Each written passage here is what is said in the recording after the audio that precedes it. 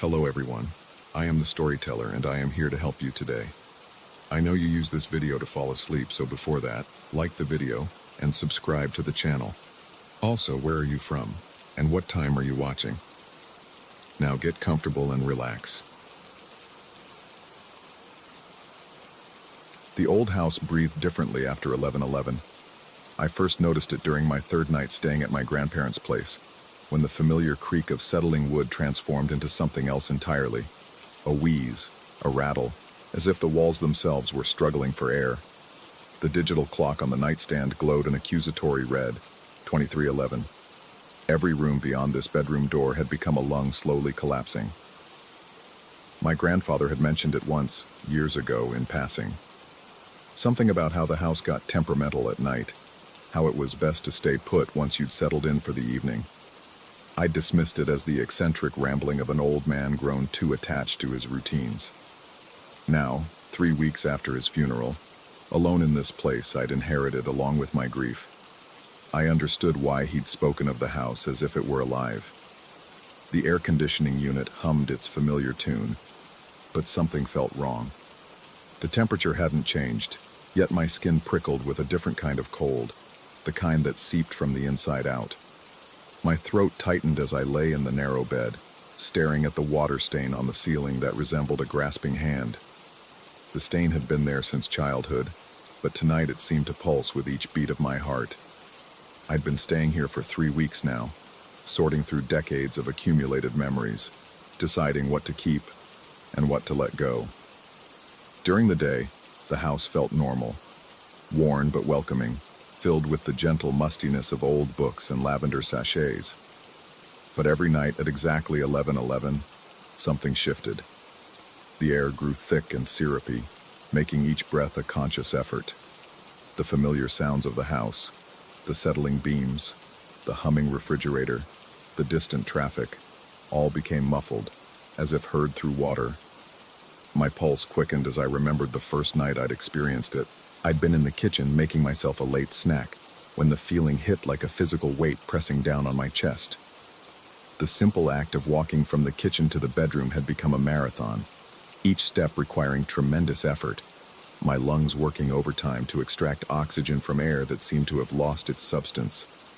I'd barely made it to the bedroom before collapsing onto the bed, gasping like a drowning man who'd finally broken the surface.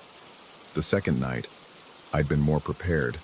I'd made sure to be in the bedroom well before 11:11, watching the clock with the intensity of a bomb technician.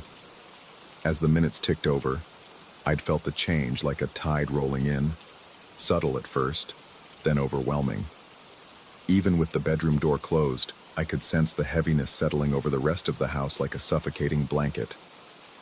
Tonight was different. Tonight, the curiosity that had always been my weakness was gnawing at me with renewed intensity. What exactly happened out there?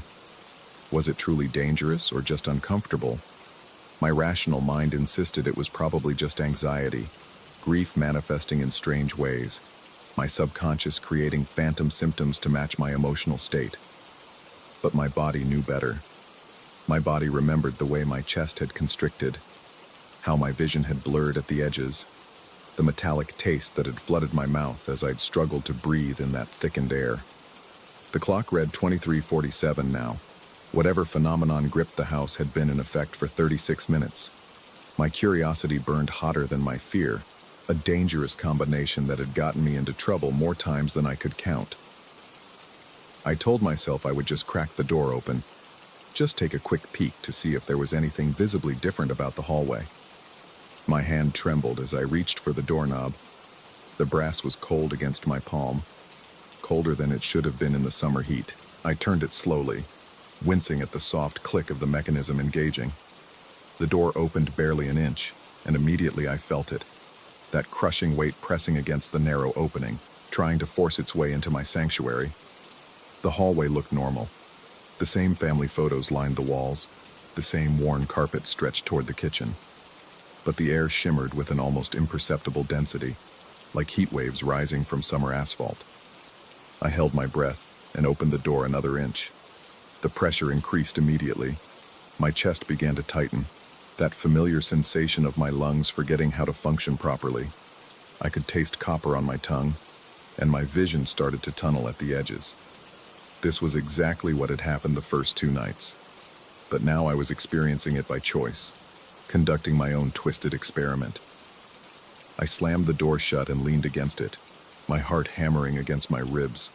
Sweat beaded on my forehead despite the air conditioning, and my mouth had gone dry as parchment. But along with the fear, I felt something else, a perverse satisfaction. I'd proven to myself that it was real, whatever it was. This wasn't grief-induced hallucination or anxiety attacks.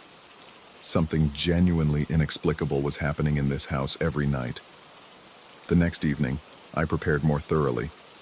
I positioned myself just inside the bedroom door, gathering my courage like armor. I'd spent the day researching everything I could find about unusual atmospheric phenomena, electromagnetic fields, even infrasound frequencies that could cause physical discomfort. None of it explained what I was experiencing, but the research had given me a framework, a way to approach this scientifically rather than surrendering to superstition.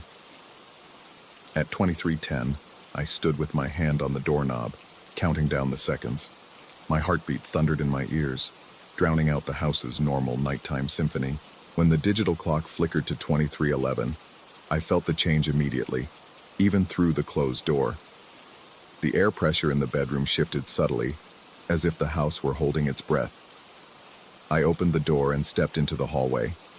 The sensation hit me like diving into deep water. My ears popped, and that crushing weight settled over my chest with renewed intensity. But this time, I was ready for it.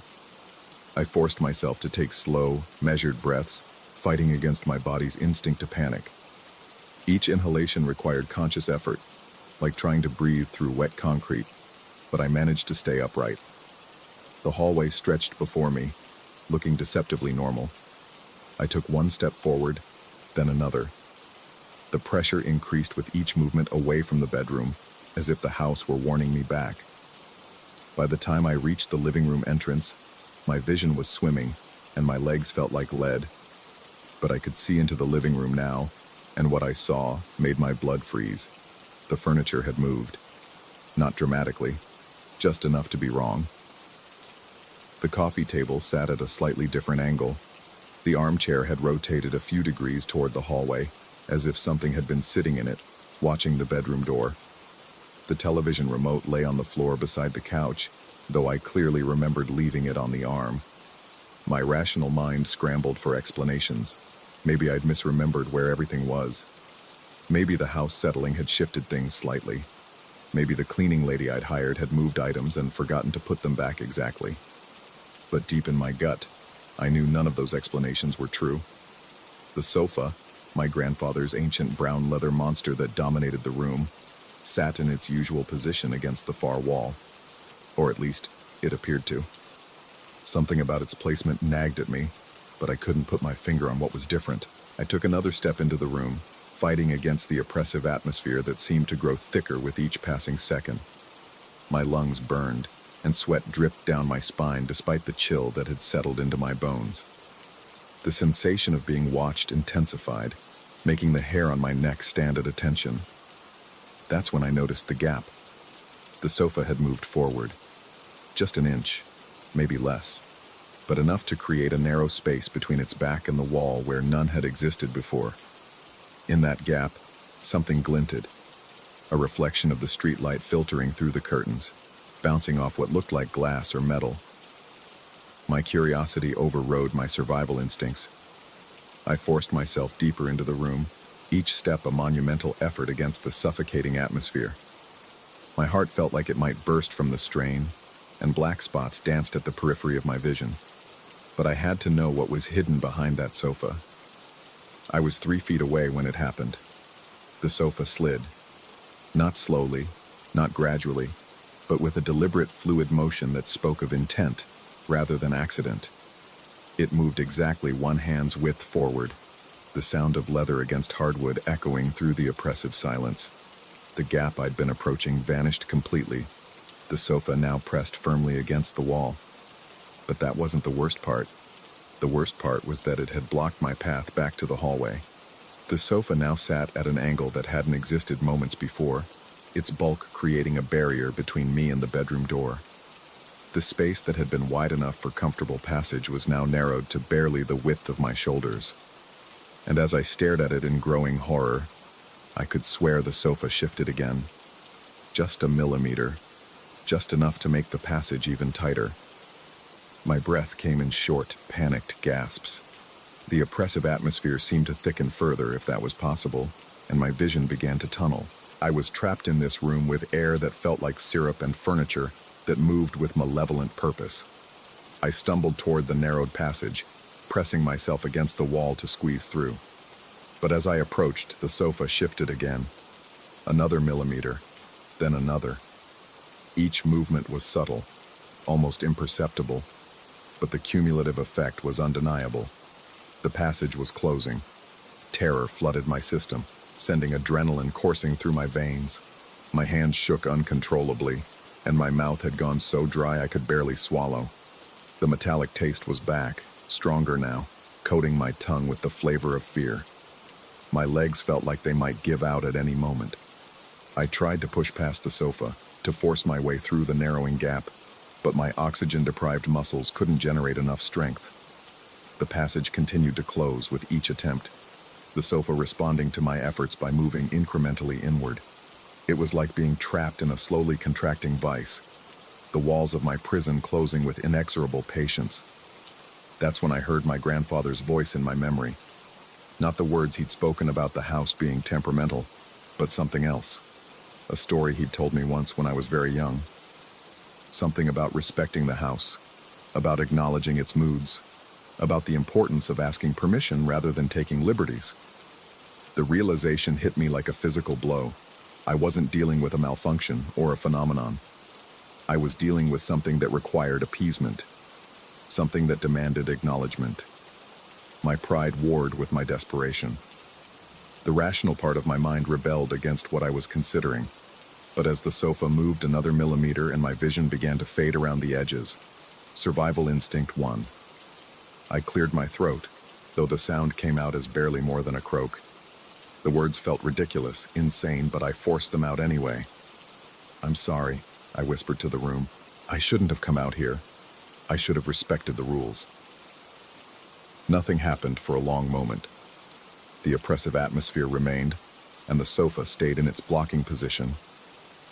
My heart sank, and I wondered if I'd misunderstood, if I was truly losing my mind in the worst possible way. Then, slowly, almost grudgingly, the sofa began to slide backward. The movement was gradual but unmistakable, creating space for me to pass. The passage widened to its original dimensions, and I felt the crushing pressure on my chest ease slightly.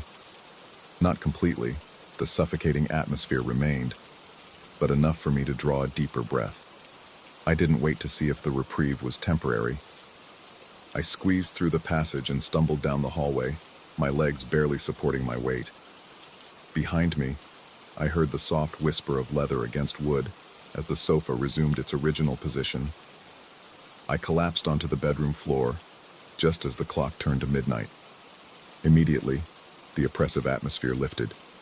The air returned to normal, breathable and light. The crushing weight disappeared from my chest, and my vision cleared. It was as if someone had flipped a switch, transforming the house back into the benign structure I knew during daylight hours. I lay on the carpet for a long time, my heart gradually slowing to normal rhythm. My clothes were soaked with sweat, and my hands still trembled from the adrenaline crash. But I was alive, and I was safe, and I had learned something important about this house I'd inherited.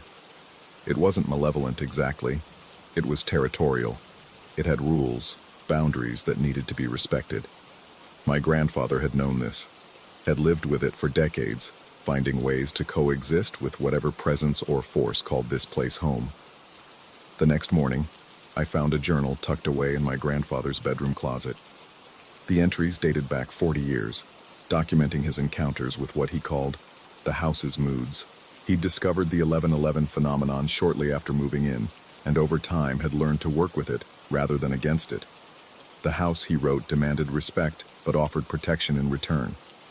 It was a guardian as much as a prisoner, keeping watch over those who belonged while warning away those who didn't. The final entry, dated just 2 weeks before his death, contained a message clearly meant for whoever would inherit the house. It will test you once, maybe twice. Answer with humility, not arrogance. Acknowledge its authority, and it will accept you. Fight it, and you'll never find peace here. I closed the journal and looked around the bedroom that would be mine for the foreseeable future. Outside, the morning sun streamed through the windows, making everything look normal and benign. But I knew that when night fell, when the clock struck 11:11, the house would transform again. The difference was that now I understood the rules. I would stay in the bedroom after 11:11, not because I was trapped, but because I was a guest who had learned proper etiquette. I would respect the house's nightly ritual, its need for solitude and space during those dark hours when whatever presence dwelled here held dominion. And in return, it would let me stay. As I made my breakfast in the kitchen that morning, I noticed the sofa had returned to its exact original position. The coffee table sat at its proper angle, the armchair faced the television, and the remote rested on the arm where I'd left it. Everything was as it should be, as if the previous night's encounter had been nothing more than a vivid dream. But the metallic taste lingered in my mouth, and my chest still ached from the strain of breathing that suffocating air. I knew what I'd experienced was real, just as I knew I would never again challenge the house's authority during those midnight hours. Some boundaries exist for good reason. Some rules are written in something deeper than ink, and some houses remember every slight, every transgression, until proper respect is finally shown. I had learned to apologize to the darkness, and the darkness, in its own way, had forgiven me. Story 2.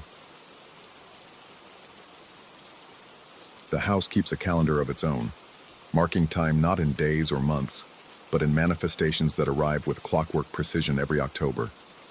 I should have left after the first year, when I found him standing on the staircase.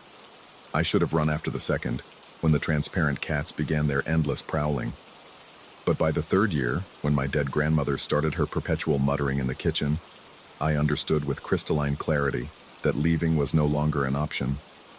The house had chosen me, and I had become part of its annual ritual. The first sign always came in September, a subtle shift in the air that made my skin crawl without reason. The house would settle differently, creaking in new patterns that seemed almost like whispered warnings. My pulse would quicken at sounds that had never bothered me before, the furnace clicking on, floorboards expanding in the morning heat, the ancient pipes groaning behind plaster walls. Everything felt wrong, charged with anticipation that made my stomach churn and my hands shake as I reached for my morning coffee. Year 1 introduced me to the man on the stairs.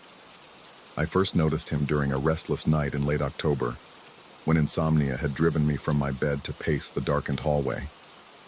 The staircase descended into shadows so thick they seemed solid, and there he stood, motionless on the 7th step, his back turned toward me. My heart hammered against my ribs as I stared at his perfectly still form, dressed in what appeared to be a charcoal suit that absorbed the faint light filtering through the hall window. Sleep deprivation, I told myself.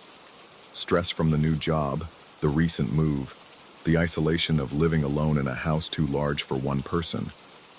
But when I blinked hard and looked again, he remained exactly where he stood, neither moving up nor down, simply existing in that liminal space between floors. My mouth went dry as I forced myself to call out, my voice cracking with nervous energy. The man didn't respond, didn't turn, didn't acknowledge my presence in any way. I stood frozen for what felt like hours, watching his unmoving silhouette until exhaustion finally drove me back to bed.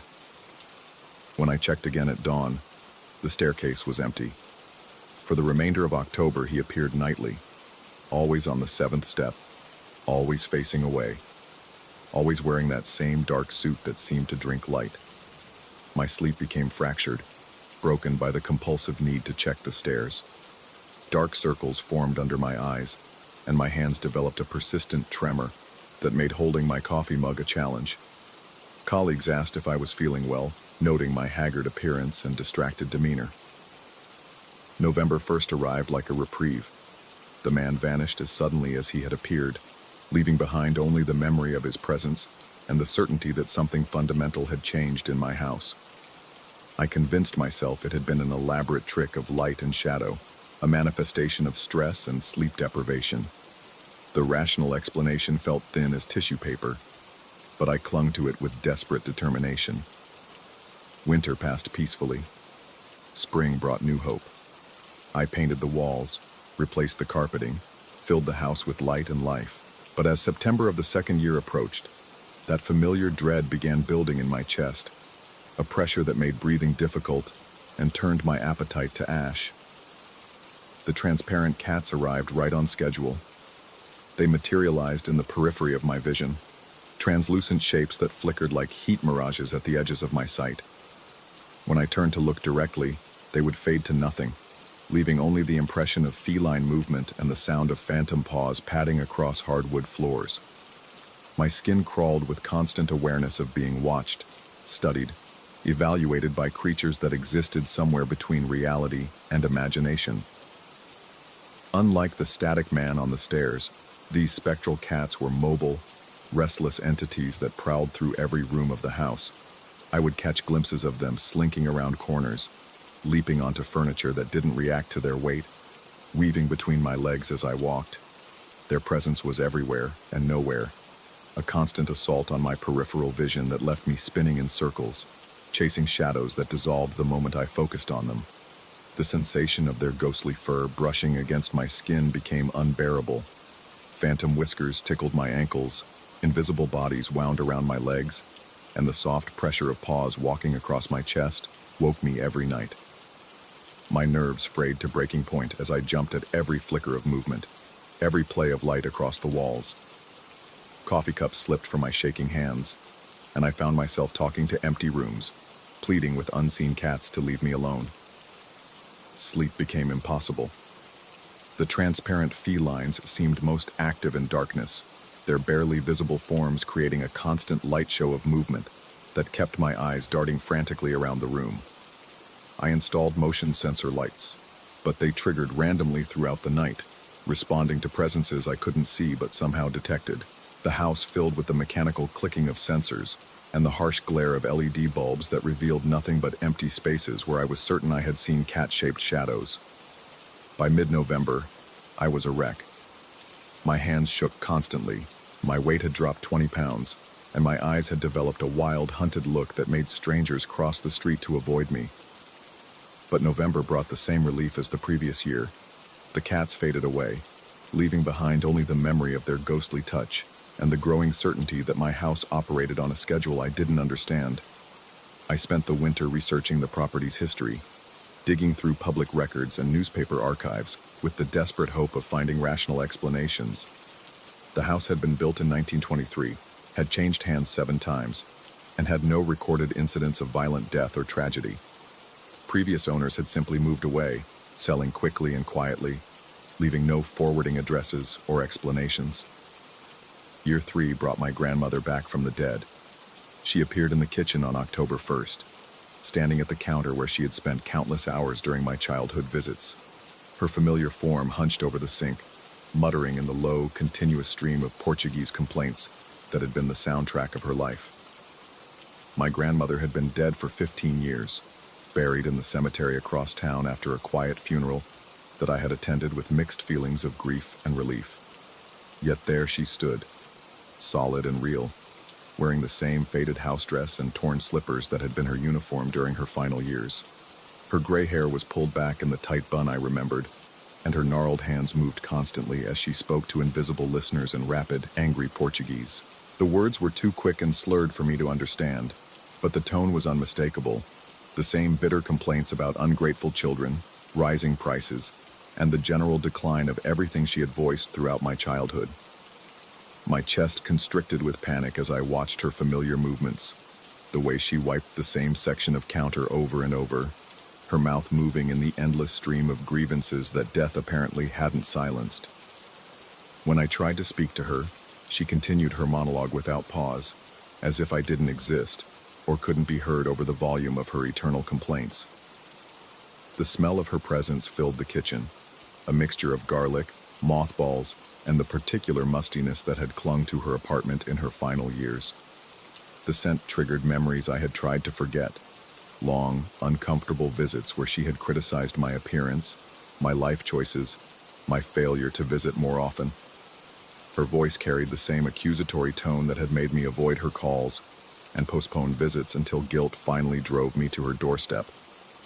Night after night, she maintained her vigil in the kitchen, muttering her endless litany of complaints while wiping the same spotless counter. The sound of her voice carried through the house, a constant background noise that made concentration impossible.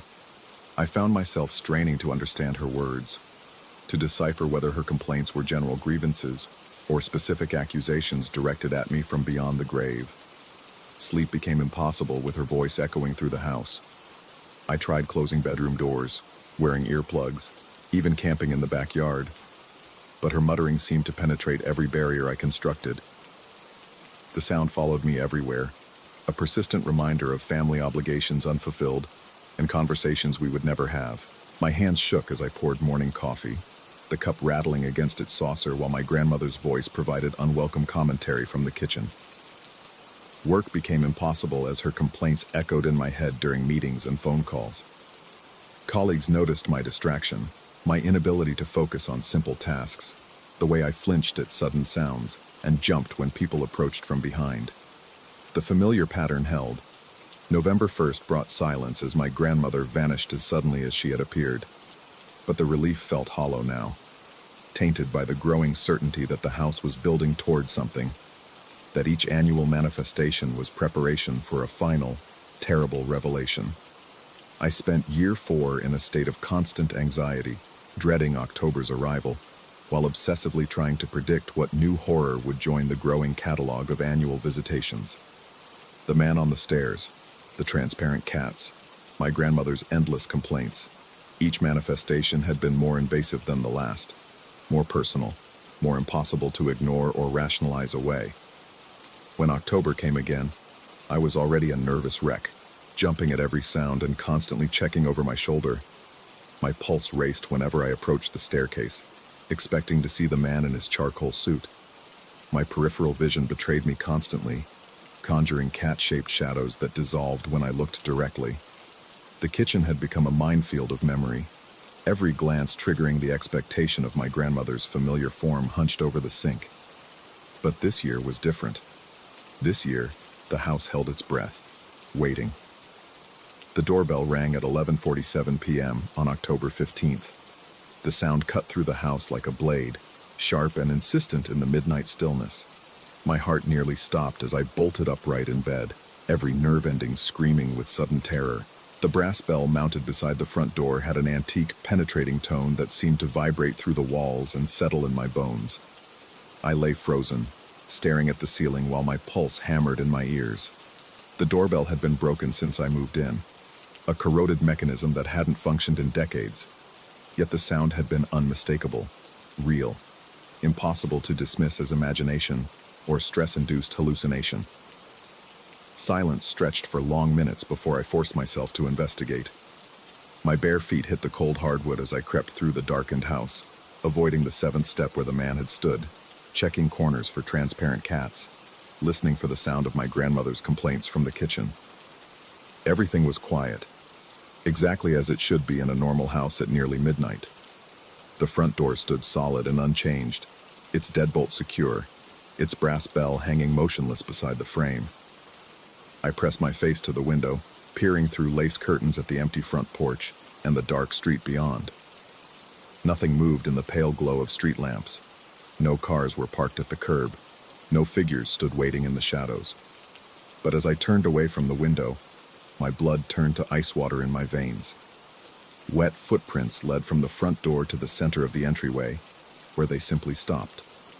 Not shoe prints or boot marks, but the bare human impressions of feet that had walked through water or mud. The prints were perfectly clear in the dim light filtering through the front window. 5 toes, heel, arch, all rendered in what looked like dark, viscous liquid that reflected the faint illumination. My hand shook violently as I reached for the light switch, my fingers fumbling against the wall while my eyes remained fixed on those impossible footprints. The overhead light revealed them in horrible detail, not water or mud, but something darker, thicker, that seemed to absorb light rather than reflect it. The prints were fresh, still glistening, and they led directly to the spot where I was standing. The doorbell rang again. This time I watched it happen. The brass bell swayed gently on its mounting, producing that sharp, penetrating tone, while no hand touched it. No finger pressed the button that should have been broken beyond repair. The sound echoed through the house, seeming to wake everything that had ever haunted these rooms. I could feel them stirring, the man on the stairs shifting his weight, the transparent cats beginning their restless prowling, my grandmother's voice rising from the kitchen in agitated Portuguese. But this time, I knew they weren't alone. Standing at the window, I pressed my face against the glass and strained to see through the darkness beyond the porch. The street lamps cast pools of sickly yellow light on empty pavement, and the neighboring houses sat dark and silent behind their drawn curtains. Nothing moved in the visible world, yet something was there. Something that could ring doorbells and leave wet footprints. Something that existed in the space between the annual manifestations that had plagued my house. Something that had been waiting for this moment, this recognition, this final understanding of what the house had been trying to tell me. The footprints began to multiply. As I watched in growing horror, new impressions appeared on the hardwood floor, not advancing toward me, but spreading outward in all directions like a crowd gathering for some terrible ceremony. Dozens of wet prints materialized around my feet, some large, some small, some misshapen in ways that suggested they might not be entirely human. The dark liquid that formed them seemed to pulse with its own life, flowing and shifting while maintaining the basic shape of feet that had never walked on earthly ground. My breath came in sharp, painful gasps as I backed away from the growing congregation of footprints, my own bare feet slipping on the hardwood as terror made my movements clumsy and desperate. The familiar sounds of my annual visitors grew louder. The man on the stairs began to turn. The transparent cats materialized fully visible. My grandmother's complaints rose to an angry shouting that echoed through every room. But these were no longer separate manifestations appearing according to the house's mysterious schedule. They were gathering, responding to the call of whatever stood beyond my front door, whatever had rung the broken bell and left those wet prints as calling cards for the living. I understood then, with a clarity that felt like ice water in my veins, that the previous years had been preparation. The man on the stairs had been testing my perception, training me to see what shouldn't exist. The transparent cats had accustomed me to presence without substance, teaching me to accept impossibility as routine.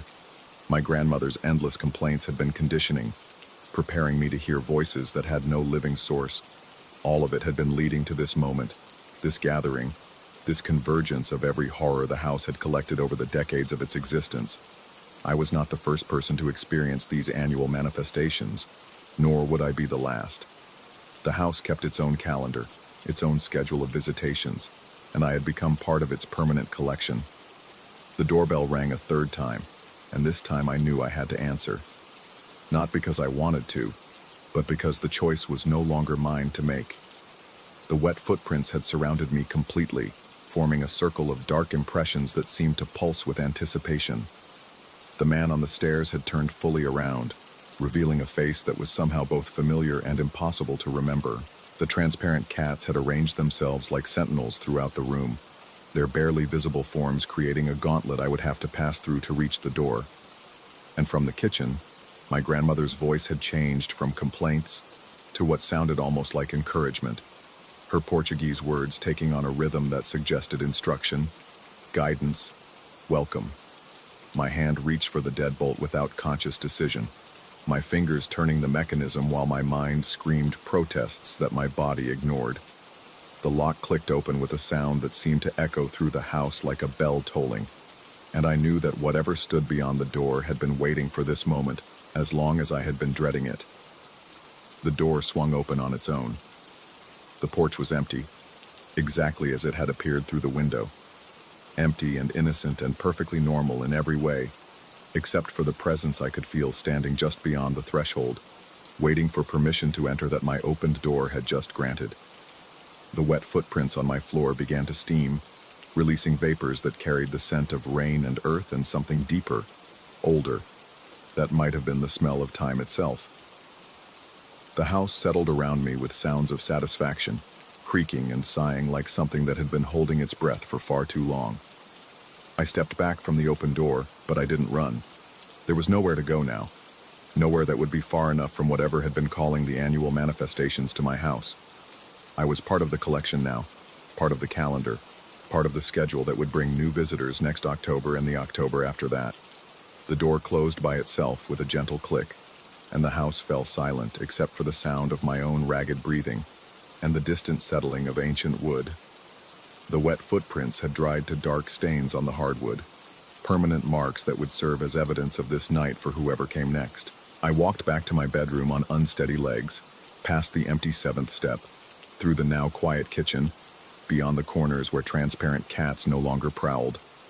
The house felt different now, not haunted, but inhabited, complete, ready for next year's annual cycle to begin. In the morning, I would start making plans to leave, but I already knew they would come to nothing.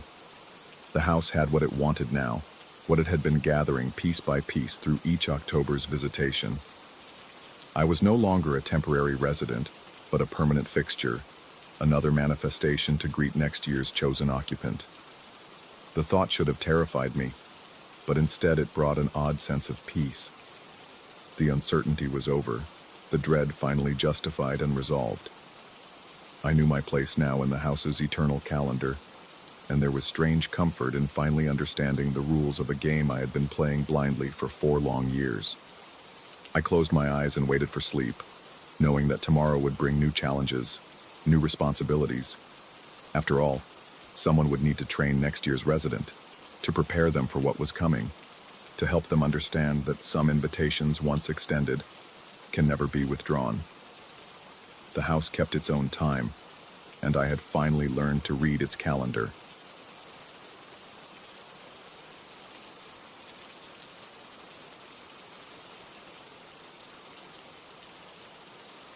Story 3.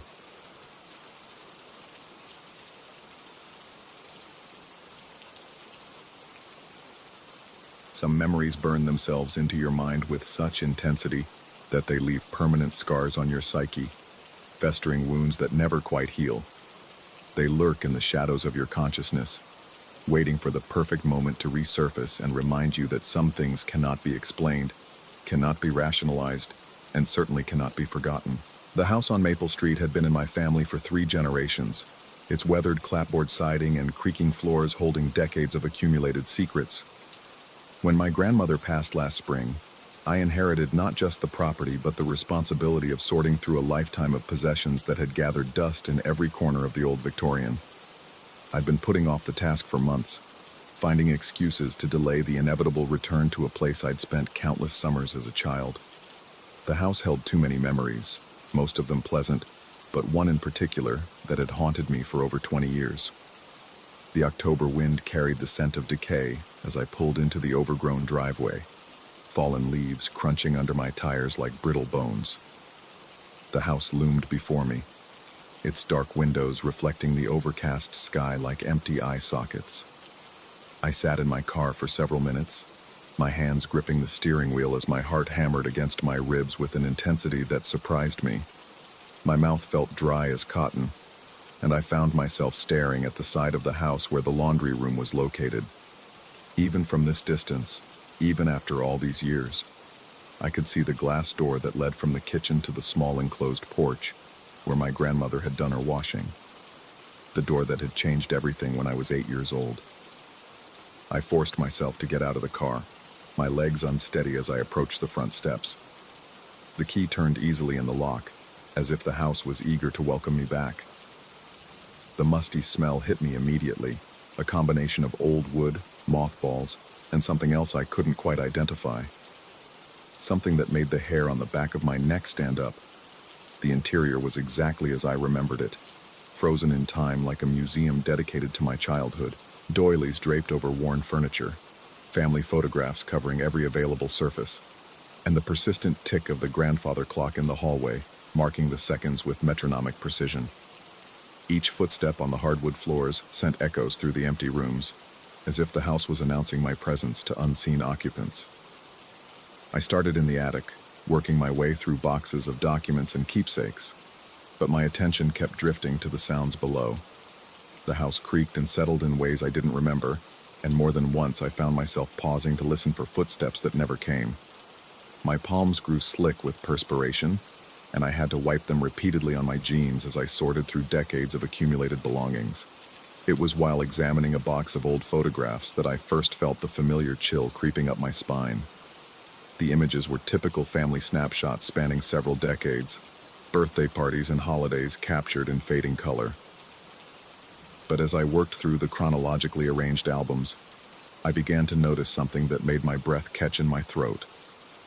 In photograph after photograph taken in the kitchen, there was a consistent anomaly, a dark stain on the glass door of the laundry room that appeared in every image, regardless of when it was taken or who had captured it.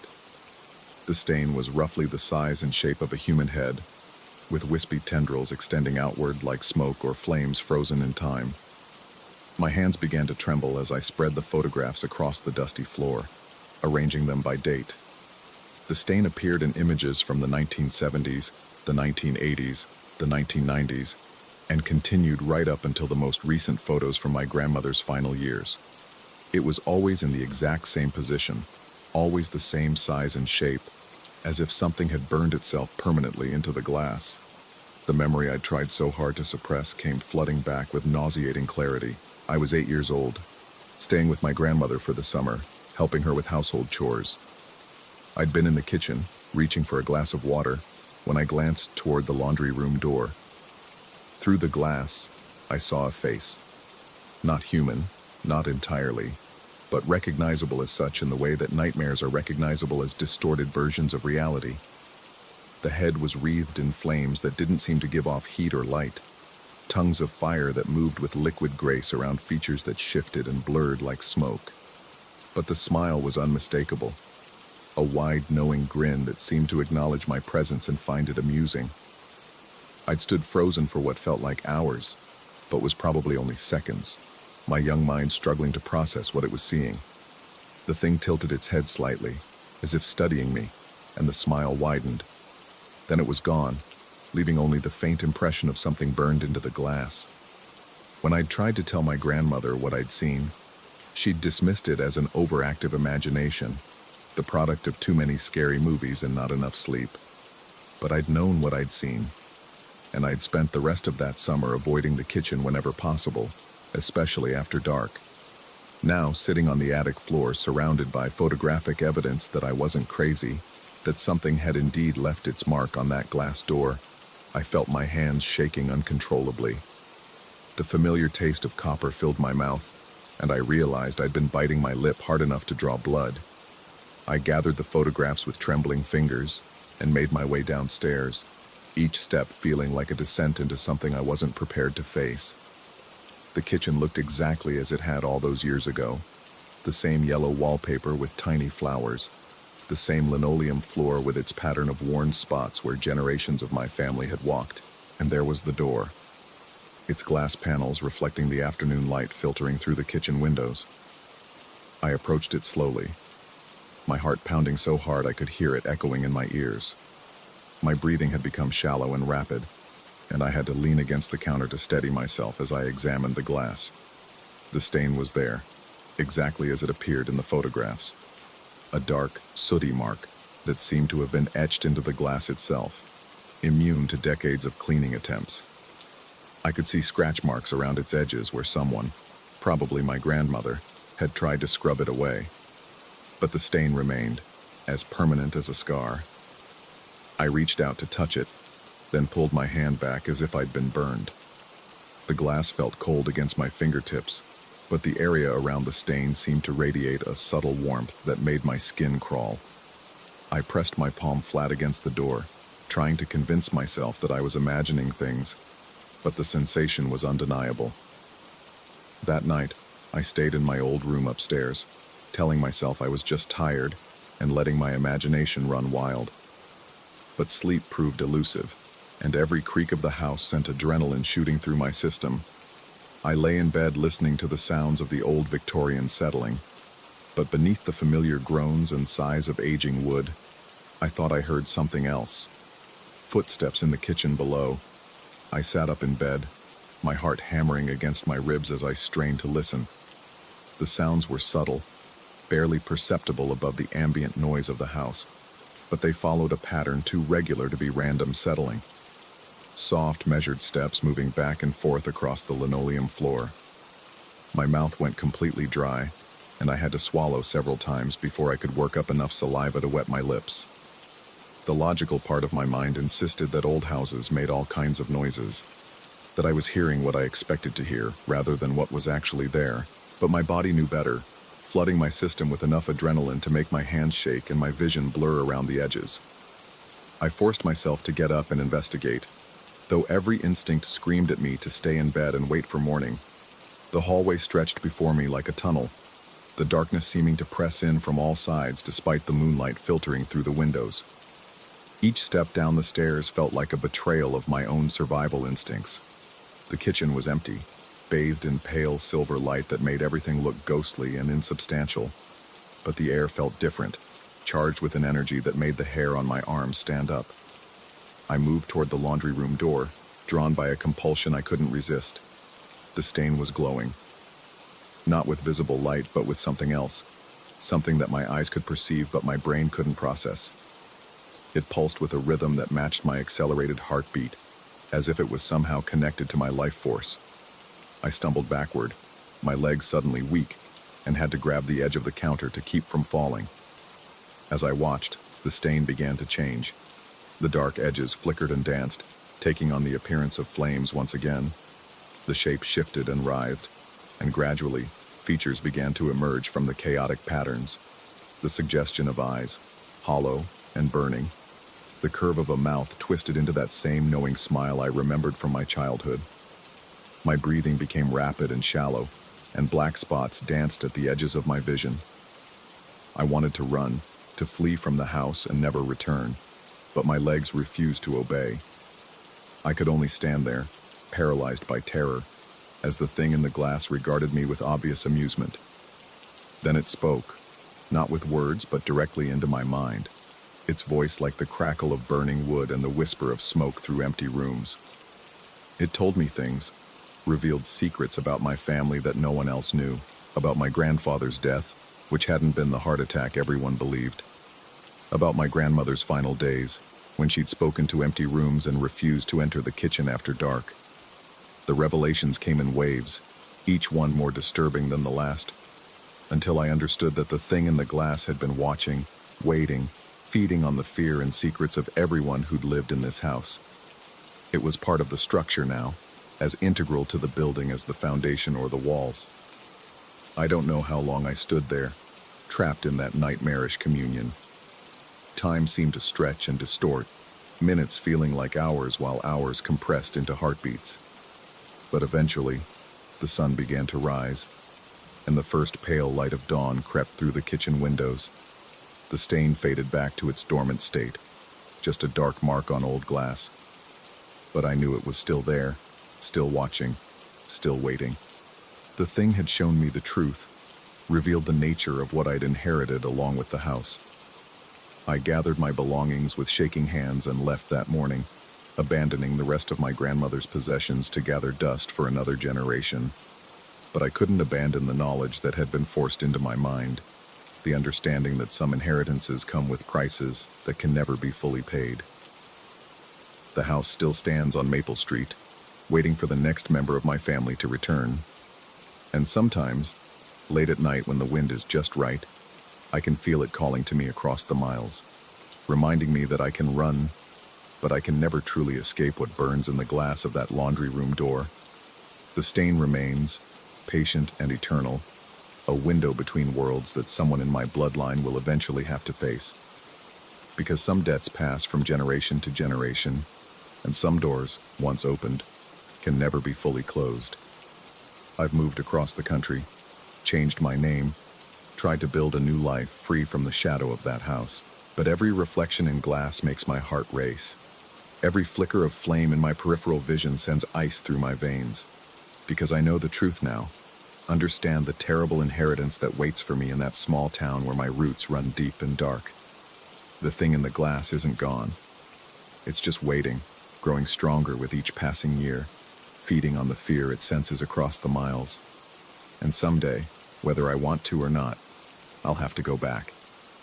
Because blood calls to blood, and debts must eventually be paid. Until then, I avoid mirrors after dark and never look too closely at reflections in windows.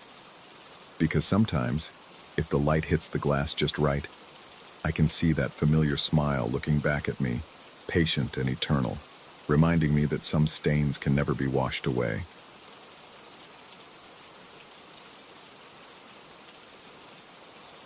Story 4.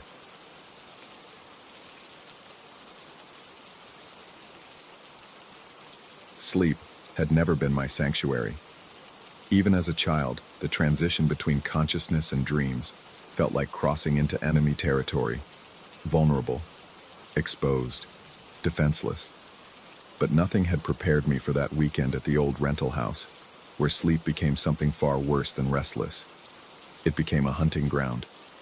The farmhouse sat 3 hours outside the city, its weathered clapboard siding and sagging porch promising the kind of rustic charm that city dwellers romanticize in weekend getaways. Marcus had found it on some obscure rental site, boasting about the steal of a price and the authentic experience we'd get. Looking back, I should have questioned why a place that large was so cheap, why the photos only showed certain angles, why the owner had been so eager to rent to a group of 20-somethings with minimal questions asked. But we were young and stupid and desperate for an escape from our cramped apartments and suffocating routines. The four of us, Marcus, Jake, Danny, and myself, had been friends since college, and these quarterly getaways had become our ritual, our way of maintaining bonds that the real world seemed determined to fray. The house revealed its true nature the moment we stepped inside. The air hung thick and stale, carrying the musty sweetness of old wood and something else, something organic and wrong, like flowers left too long in stagnant water. The floorboards groaned under our feet with exaggerated protest, and the windows, yellowed with age and neglect, filtered the afternoon light into a sickly amber that made everything appear slightly jaundiced. We'd planned to rough it, sharing rooms like the old days. The master bedroom went to Marcus and Jake, while Danny and I claimed the smaller room at the end of the hall. Twin beds separated by a narrow strip of worn carpet, a single window facing the dense woods that pressed against the house like curious animals. The walls bore the ghosts of old wallpaper, peeling strips hanging like dead skin, revealing patches of discolored plaster underneath. That first night, exhausted from the drive and several beers, I fell asleep easily despite the unfamiliar surroundings. But sleep in that house was different, heavier somehow, like sinking into thick mud that threatened to hold you under. My dreams were fragmented and strange, filled with the sound of footsteps that didn't belong to any of us, and voices speaking in languages I couldn't identify. I woke to Danny muttering something about the cold. The room had indeed grown frigid, our breath visible in small puffs despite the September warmth we'd left behind in the city. When I mentioned it to the others over breakfast, Marcus blamed the old heating system, and Jake suggested we'd simply left a window cracked. But I knew we'd checked everything before bed. I always checked everything. The second day brought small disturbances that nibbled at the edges of my comfort. Objects seemed to shift positions when we weren't looking. Car keys that I was certain I'd left on the kitchen counter appearing on the windowsill, Danny's phone migrating from the nightstand to the floor. When I pointed these things out, my friends offered rational explanations with the patience of people humoring a paranoid friend. We were tired, they said. Unfamiliar surroundings played tricks on the mind. But it wasn't just the objects. It was the sounds that came from within the walls. Soft scratching noises like fingernails against wood, occurring in patterns too deliberate to be settling timber or rodent activity. It was the way shadows seemed to move independently of their sources, sliding across surfaces with liquid fluidity. It was the persistent feeling of being watched, of eyes tracking our movements from places where no eyes should exist. Danny noticed it too, though he tried to hide his unease behind increasingly forced laughter and overly casual observations about how creepy old houses always had their quirks. I caught him checking locks obsessively and jumping at sounds that hadn't been there moments before. The others seemed genuinely unaffected, treating our growing paranoia as entertainment, making jokes about ghost hunters and suggesting we document everything for social media. The second night brought more vivid dreams. I found myself walking through the house in darkness, but the layout had changed. Hallways stretched longer than they should, doors opened onto rooms that didn't exist, and everywhere I turned, I glimpsed movement in my peripheral vision, quick, furtive motions that vanished the moment I tried to focus on them. I woke with my heart hammering against my ribs, my body slick with cold sweat, and the absolute certainty that I hadn't been dreaming at all. Danny's bed was empty. I found him in the kitchen, standing motionless at the window that faced the woods. His posture was wrong, too rigid, too still, like a statue of a person rather than an actual human being. When I called his name, he turned with mechanical precision, his eyes unfocused and glassy. He told me he'd been watching something moving between the trees, something that walked upright but wasn't quite human. His voice carried no emotion, as if he were discussing the weather or commenting on the coffee. The way he spoke sent ice down my spine, but when I looked outside, I saw only darkness and the vague outlines of tree trunks. I managed to convince him to return to bed, though he moved with that same eerie precision, like a marionette being guided by invisible strings. He claimed no memory of the incident the next morning, insisting he'd slept through the night without disturbance. By the third day, the house felt actively hostile. The temperature fluctuations had become extreme and localized. We'd walk from stifling heat into pockets of Arctic cold within the span of a few steps. The scratching in the walls had evolved into more complex sounds, rhythmic tapping, muffled thuds, and occasionally what sounded like whispered conversations just below the threshold of comprehension. Marcus and Jake maintained their skepticism with increasing irritation, suggesting that Danny and I were feeding off each other's paranoia and ruining the weekend for everyone. Their dismissal felt genuine, which somehow made everything worse. Either they truly couldn't perceive what Danny and I were experiencing, or something was selectively targeting us. I began documenting everything obsessively, taking photos of objects before and after their mysterious relocations, recording the strange sounds with my phone, measuring temperature variations. The evidence was always inconclusive. Shadows that looked normal in photographs, recordings that captured only silence or ordinary house noises, temperature readings that showed minimal variation. The disconnect between experience and evidence felt like gaslighting by reality itself. Sleep became increasingly elusive. I'd lie awake listening to the house breathe around us, convinced that something was moving through the walls, learning our patterns, studying our vulnerabilities. When exhaustion finally claimed me, my dreams were invaded by a presence that felt both ancient and malevolent, something that had been waiting in that house far longer than we'd been alive. It was on the fourth night that everything changed. I woke not to sound but to sensation, a slow, deliberate pressure around my ankle, cold and firm like fingers made of ice and steel. My eyes snapped open, and in the dim light filtering through the grimy window, I saw it. The creature stood at the foot of my bed, its skeletal hand wrapped around my ankle with possessive certainty. It was impossibly thin, as if constructed from shadows and spider webs. Its gray skin stretched tight over a frame that suggested starvation, taken to its logical extreme. Its limbs were too long, jointed in places that defied anatomy. And its face. God. Its face was the worst part. It had eyes like black holes, absorbing light rather than reflecting it. And when it smiled, its mouth opened far wider than any human mouth should, revealing rows of needle-sharp teeth that gleamed wetly in the darkness. But it was the expression that paralyzed me. Pure malicious joy, like a child who'd just discovered a new toy to break. The thing began to retreat toward the door, but not in fear or haste. It moved with deliberate showmanship, like a performer taking a bow.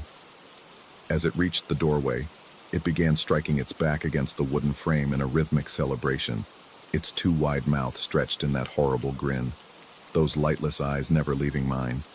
Thump, thump, thump. Each impact against the door frame was measured and intentional, a victory dance performed by something that had successfully completed its hunt. The sound echoed through the house with the finality of a death knell, and I understood with crystalline clarity that whatever had been stalking us through our stay had finally made its move. My body refused to obey my desperate commands to move, to scream, to do anything beyond lie there and watch as this nightmare congratulated itself on my terror. The paralysis felt complete and absolute, as if every muscle had been severed from my nervous system.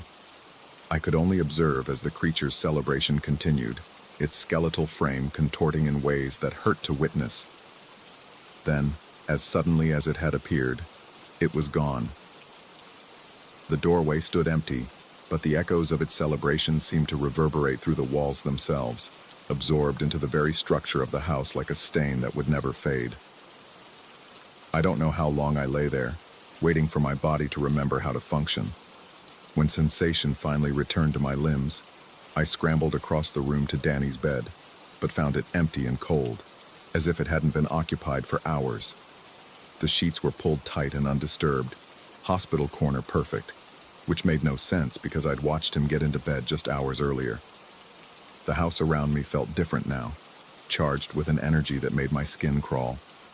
Every shadow seemed deeper, every sound more pronounced, every breath of air thick with malevolent presence.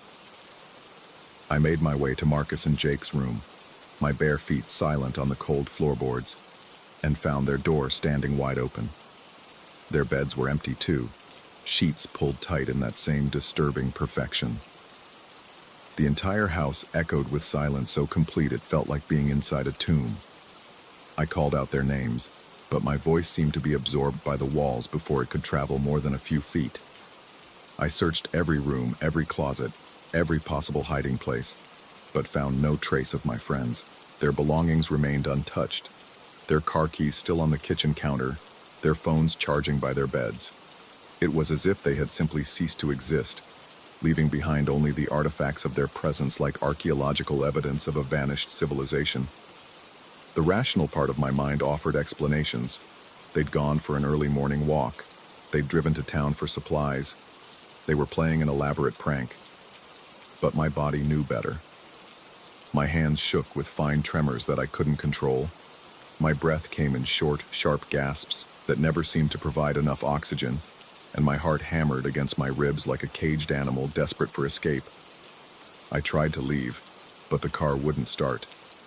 The engine turned over but caught nothing, as if some essential component had been removed or damaged. My phone showed no signal, the screen flickering with static whenever I tried to make a call.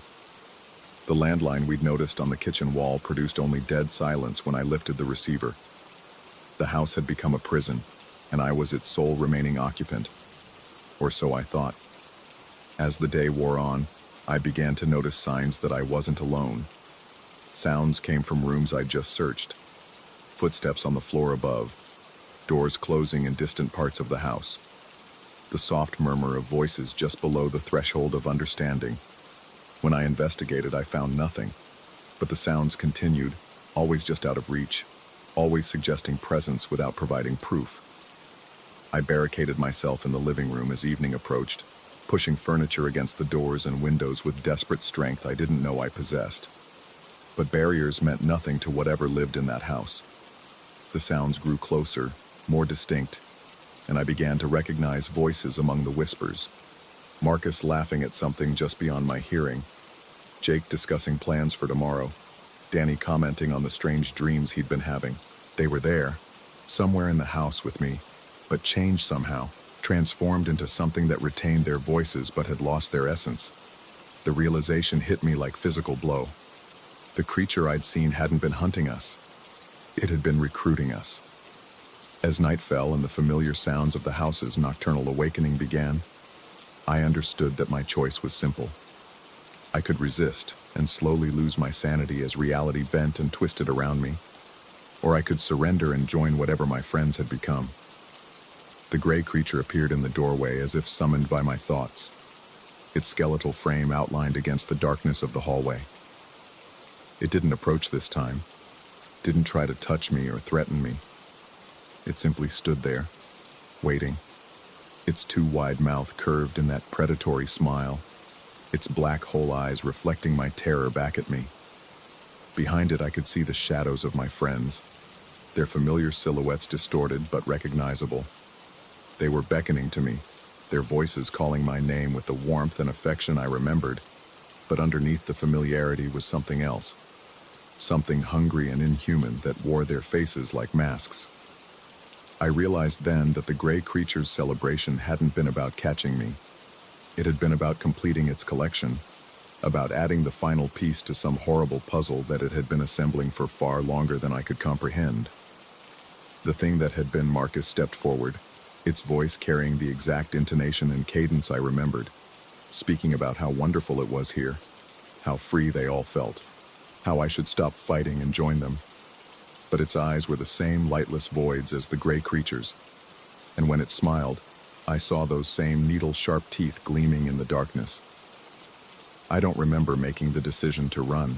One moment I was staring into those familiar yet alien faces, and the next I was crashing through the barricaded window, glass shards cutting my arms and face as I tumbled onto the porch. The woods beckoned with promise of escape, but I could hear them following, not running, but walking with measured steps, confident in their ability to find me no matter where I hid. I ran through the darkness, branches tearing at my clothes and skin, my bare feet finding every sharp stone and twisted root in my path. Behind me, their voices called my name with patient persistence, never growing distant, never fading, as if the forest itself was carrying their words to my ears. I don't know how long I ran or how I finally found the road. When the headlights of a passing truck caught me in their glare, I must have looked like something from a nightmare, blood-covered, wild-eyed, stumbling along the asphalt in torn pajamas. The driver took me to the nearest hospital, where I spent 3 days under observation while police investigated my story. They found the house empty and undisturbed. No signs of struggle, no evidence of foul play, no trace of my friends except for their belongings, which remained exactly where they'd been left. The official report concluded that Marcus, Jake, and Danny had abandoned me after some kind of prank gone wrong, though it couldn't explain why they'd left their wallets, phones, and car behind. I know better. Sometimes in the space between sleep and waking, I can still hear their voices calling my name. They sound so much like my friends that I almost answer, almost give in to the temptation to join them in whatever they've become. But then I remember the gray creature's celebration, the way it struck its back against the doorframe in triumphant rhythm, and I force myself fully awake. The house still stands according to property records. It's been rented dozens of times since our visit, always to groups of friends looking for a weekend escape, always at that same impossibly low price. I've tried to warn people, tried to contact rental sites and local authorities, but my reputation as someone who abandoned his friends and suffered a psychotic break makes my warnings easy to dismiss. I live alone now, in a studio apartment on the 10th floor of a building where every wall is shared with neighbors, where I'm never truly isolated, never completely alone. I check locks obsessively and sleep with every light in the apartment burning bright. I've developed rituals and safeguards, ways to anchor myself to reality when the whispers start. But they're getting stronger, more insistent.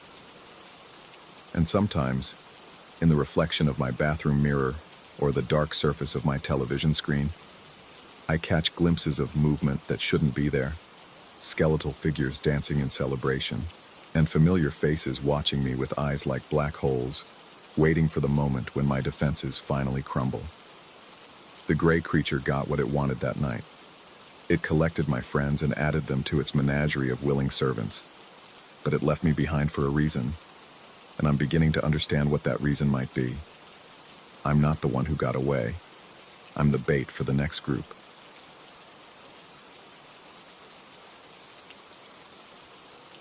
Story 5. Some streets swallow sound differently after dark. Maple Avenue was one of those streets. the kind where footsteps echoed too long and shadows seemed to breathe with a life of their own. I'd walked this route every evening for 3 months, yet tonight felt different. The air hung thick with the promise of something wrong, something that made my skin crawl before I even understood why. The routine had become sacred to me. Every day at exactly 6:15, I'd leave the office and take the long way home down Maple Avenue. It wasn't the fastest route. That would have been the main road with its honking traffic and fluorescent lit storefronts. But I preferred the quiet residential stretch, the rows of modest houses with their small front yards and the kind of silence that let me decompress from another day of corporate numbness. That's where I first noticed him. The house sat third from the corner, distinguished by nothing except its ordinariness. Faded blue siding, a chain-link fence that had seen better decades, and a side window that faced directly onto the sidewalk. Through that window, every single evening, I could see him washing dishes. At first, it seemed unremarkable. A middle-aged man in a gray shirt, standing at what must have been his kitchen sink, methodically scrubbing plates and cups. His movements were precise, almost ritualistic. Lift the dish, scrub in circular motions, rinse, place in the drying rack. The same sequence performed with the dedication of a monk at prayer. I found myself looking forward to seeing him. There was something oddly comforting about the consistency, the proof that somewhere in this chaotic world, someone maintained their small corner of order. Week after week, as autumn deepened into early winter, he was always there, always washing, always following the same mechanical pattern. But gradually, I began to notice things that made my steps slow as I approached his window.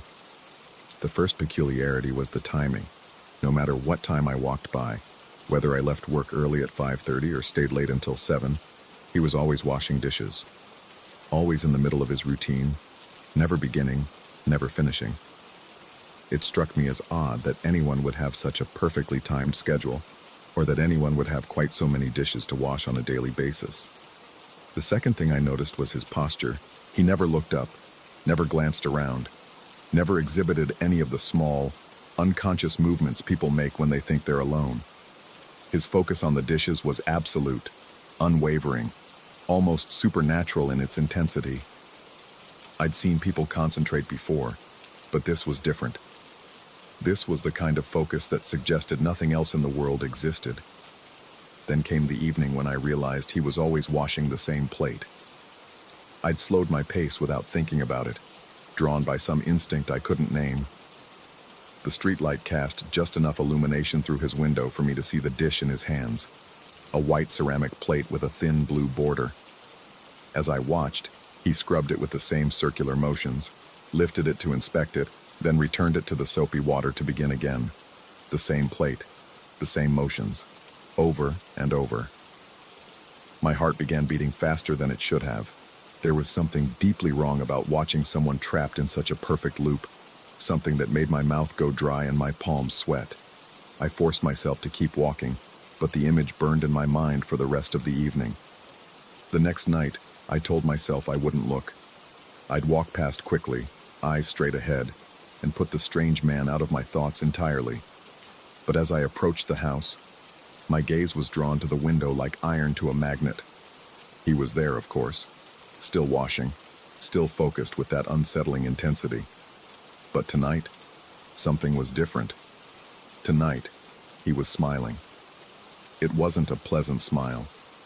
It was the kind of expression that looked more like a grimace stretched across his face, all teeth and no warmth.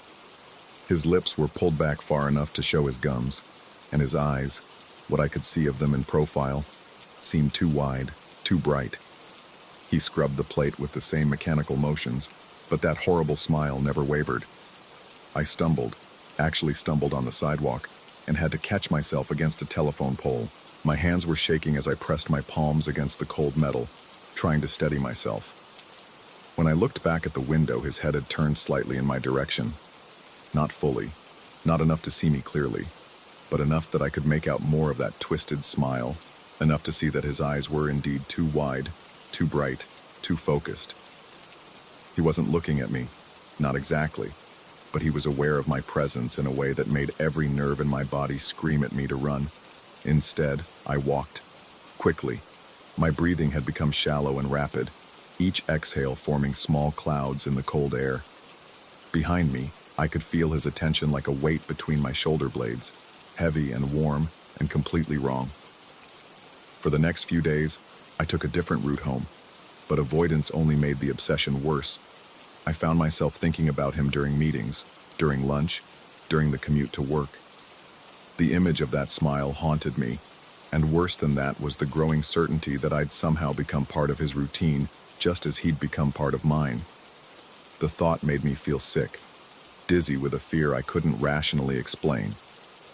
When I finally returned to Maple Avenue, it was almost a week later. I told myself I needed to prove that my imagination had run away with me, that I'd blown a perfectly innocent situation out of proportion. People smiled while doing household chores all the time. There was nothing sinister about washing dishes, no matter how many times someone might scrub the same plate. But as I approached his house, my body betrayed me. My heart rate spiked, my palms grew slick with sweat, and my mouth became so dry I could barely swallow. Every instinct I possessed was screaming at me to turn around, to run, to never come down this street again. He was there. Of course he was there. But tonight, the smile was gone. Tonight his head was turned toward the window, toward me, and his eyes were locked on mine with an intensity that made my vision blur around the edges. He wasn't washing anymore. The plate hung forgotten in his hands, dripping soapy water onto what must have been his kitchen floor. His entire body was oriented toward the window, toward me, and his mouth was moving. I couldn't hear what he was saying through the glass, but I could see his lips forming words. Over and over, the same phrase repeated with increasing urgency. His eyes never left mine, never blinked, never showed any recognition of me as a human being rather than an object of fascination. My legs felt like water. I wanted to run, but my body wouldn't obey. I could only stand there, frozen on the sidewalk, watching him mouth his silent words while his stare burned into me like acid. Time seemed to stretch and distort, seconds feeling like hours, until finally, I managed to force my feet to move.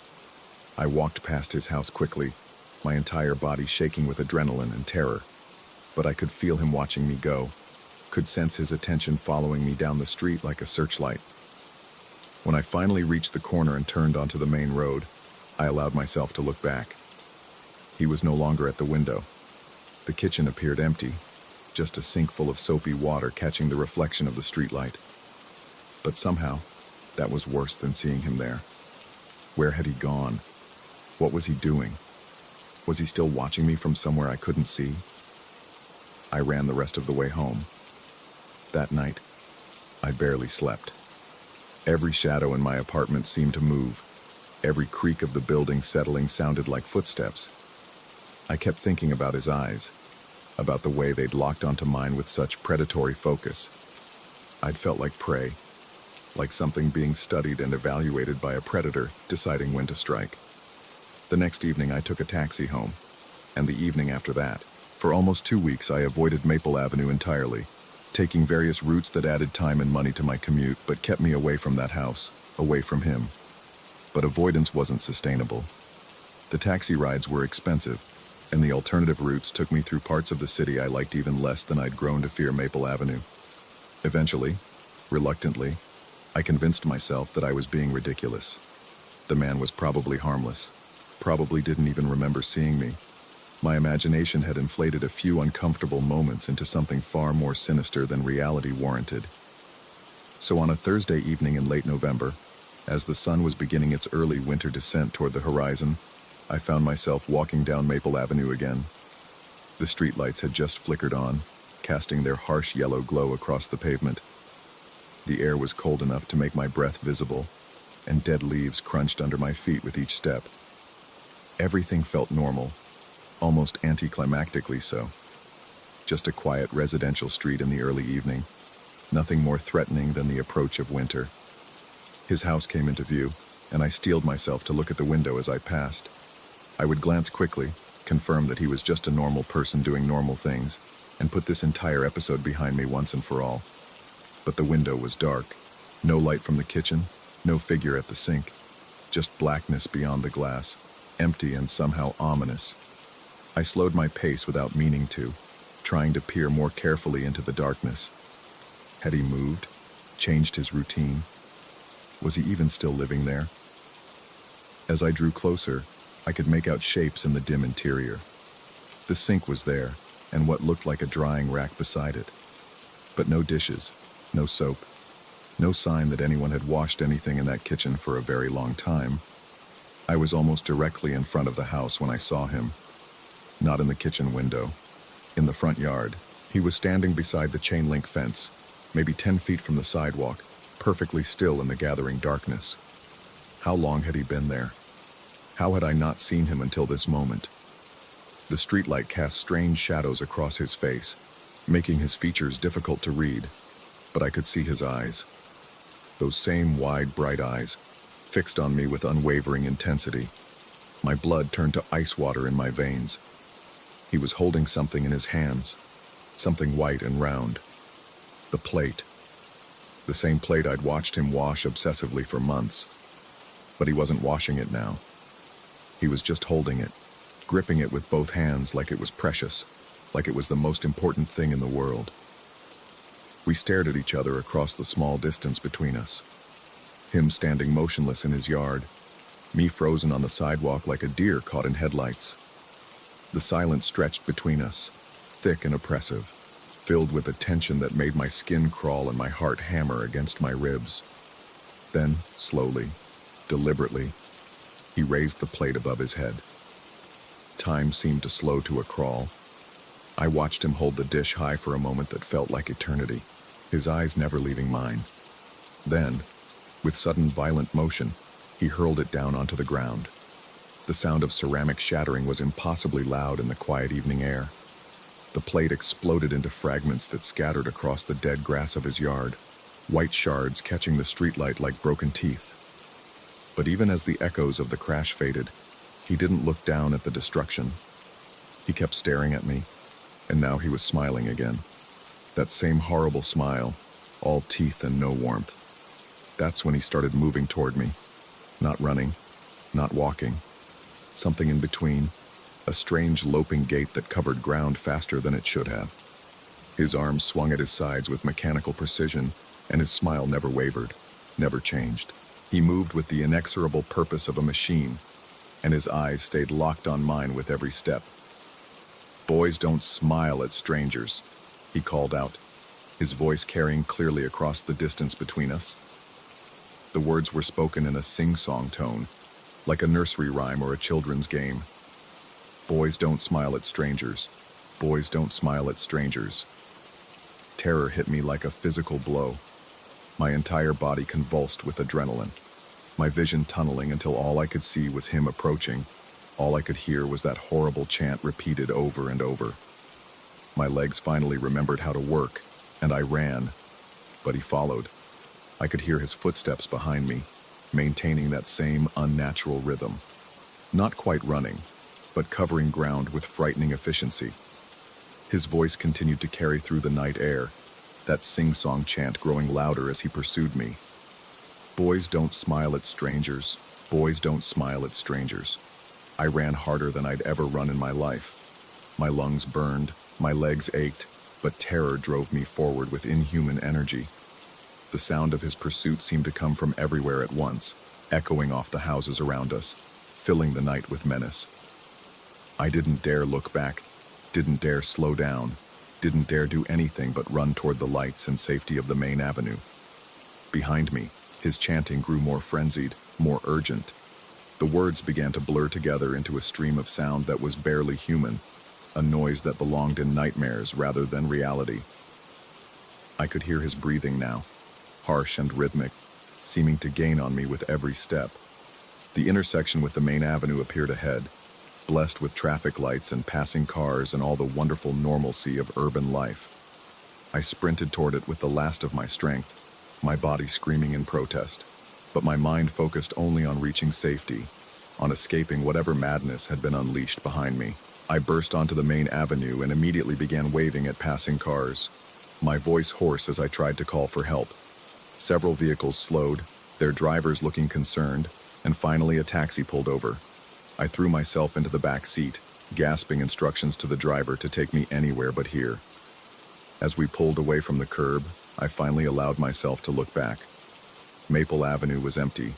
No sign of pursuit, no figure chasing after me. Just a quiet residential street bathed in the yellow glow of streetlights, as peaceful and ordinary as any other. But I knew what I'd experienced. I knew what I'd heard. Boys don't smile at strangers. The words echoed in my mind during the taxi ride, during the sleepless night that followed, during every quiet moment for weeks afterward. I never returned to Maple Avenue. I found a new route home that added 20 minutes to my commute, and I stuck to well-lit streets with plenty of pedestrian traffic. Sometimes late at night, I wonder if he's still there. Still in that house, standing in his yard, waiting for the next person to walk by. Still holding broken pieces of ceramic plates. Still smiling that horrible smile. Still chanting his strange warning about boys and strangers, and the dangers of simple human acknowledgement. I wonder, too, about the meaning of his words. Had I smiled at him during those weeks of observation? Had some unconscious expression of interest or curiosity triggered his fixation? Or was his madness deeper than that, rooted in something that had nothing to do with me at all? The questions haunt me, but not as much as the certainty that I'd glimpsed something fundamentally wrong with the world that night. Something that lurked beneath the surface of ordinary life, waiting for the right moment to reveal itself. Something that could transform a simple evening walk into a nightmare that would follow me for the rest of my life. I don't walk down quiet residential streets anymore. I stick to main roads, to places with crowds and noise, and the comforting chaos of normal human activity. Because now I know that somewhere out there, in houses that look perfectly innocent from the outside, there are people washing the same plate over and over again, waiting for someone to notice, waiting for someone to care, waiting to remind us all that boys, men, should never, ever smile at strangers. Story 6. The sound of wood against wood had become the metronome of my sleepless nights, a rhythmic creaking that seemed to count down to something I couldn't name, but felt approaching with each passing hour. I first noticed Mr. Garrison 3 weeks after moving into the small rental house on Elm Street.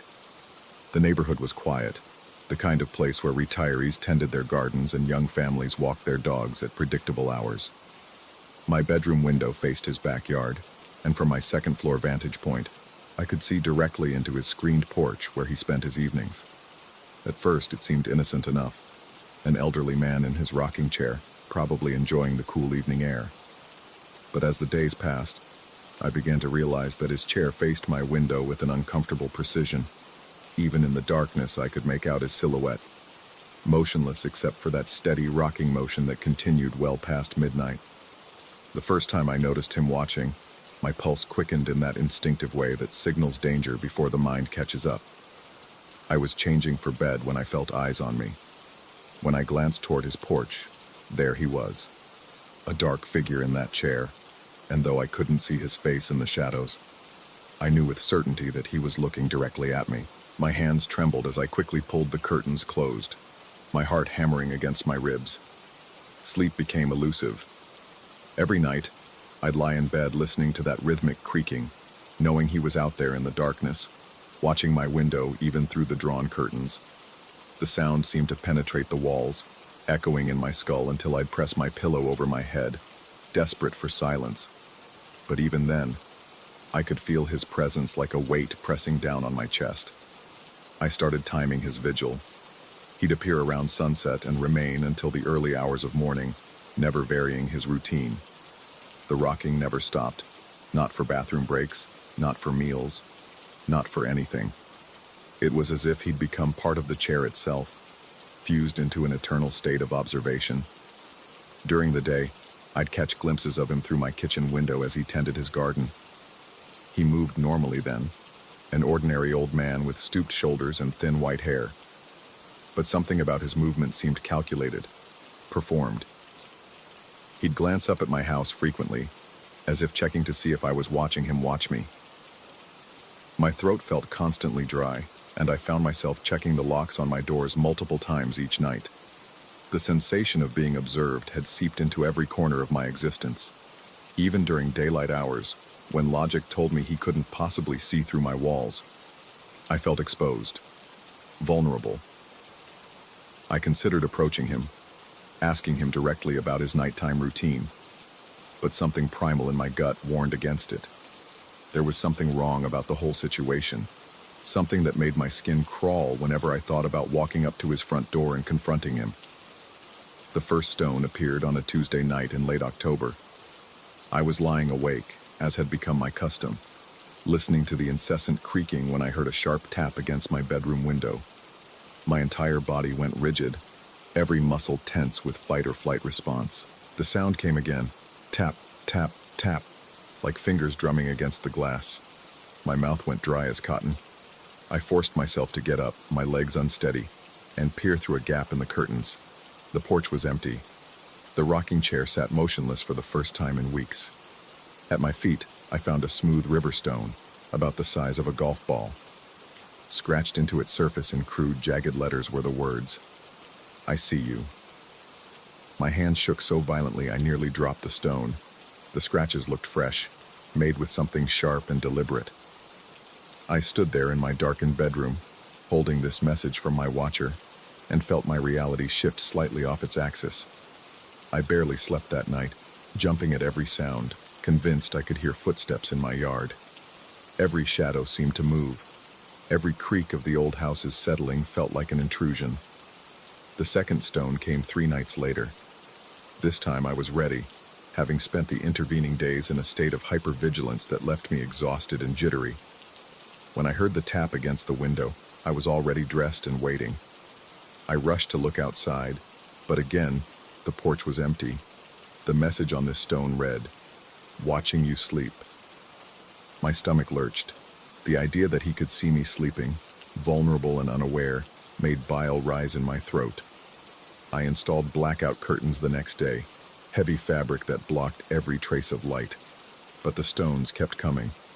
"You smell like fear. Your heart beats loud. Dreams taste sweet." Each message became more personal, more invasive. The scratches on the stones looked deeper, more violent. I started sleeping on the couch downstairs, as far from that window as possible. But it didn't matter. He knew exactly where I was. The messages began appearing during the day. I'd find stones in my mailbox, tucked under my car's windshield wipers, even balanced on my front door handle. How he managed this without me seeing him, I couldn't fathom. I'd taken to watching his house obsessively, but he maintained his normal daytime routine of gardening and puttering around his yard. Skin looked soft, want to touch. Soon. I called the police after the 10th stone. The officer who responded was young and looked skeptical as I explained the situation. He examined a few of the stones, took notes with obvious reluctance, and told me there wasn't much they could do unless I caught the person in the act. When I insisted it was my neighbor, he promised to drive by and check on things, but his tone suggested he thought I was dealing with teenage pranksters, or worse, my own imagination. That night, I positioned myself by the living room window with a view of Garrison's porch. I was determined to catch him in the act, to have proof of what was happening. I sat there for hours, watching that empty rocking chair, my eyes burning from strain. Around 2 in the morning I saw movement, but it wasn't Garrison getting up from his chair. The chair itself began to rock, slowly at first, then with increasing momentum, as if someone invisible was sitting in it. The creaking resumed its familiar rhythm, but the chair appeared completely empty. My blood turned to ice water in my veins. I rubbed my eyes, convinced I was hallucinating from exhaustion. But when I looked again, the chair continued its ghostly rocking. And somehow, impossibly, I could feel eyes watching me through my living room window. I stumbled backward, my breathing coming in sharp, painful gasps. The rational part of my mind screamed that this was impossible, that I was losing my grip on reality. But my body knew better. Every primal instinct told me I was in the presence of something deeply wrong. That's when I heard the footsteps. Slow, deliberate steps on the gravel path between our houses. I pressed myself against the wall, heart pounding so hard I was sure it would burst. The footsteps circled my house once, twice, 3 times. Then they stopped directly beneath my bedroom window. A new stone struck the glass above me with enough force to make me flinch. Then another, and another. A steady rain of stones, each one carrying a message I was too terrified to read.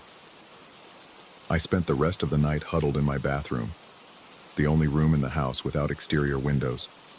My whole body shook with uncontrollable tremors, and my teeth chattered despite the warm October air.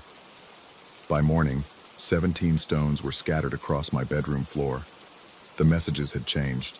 Instead of threats or observations, they now carried instructions. Come outside. Meet me. Time to play. Don't be afraid. I'm waiting.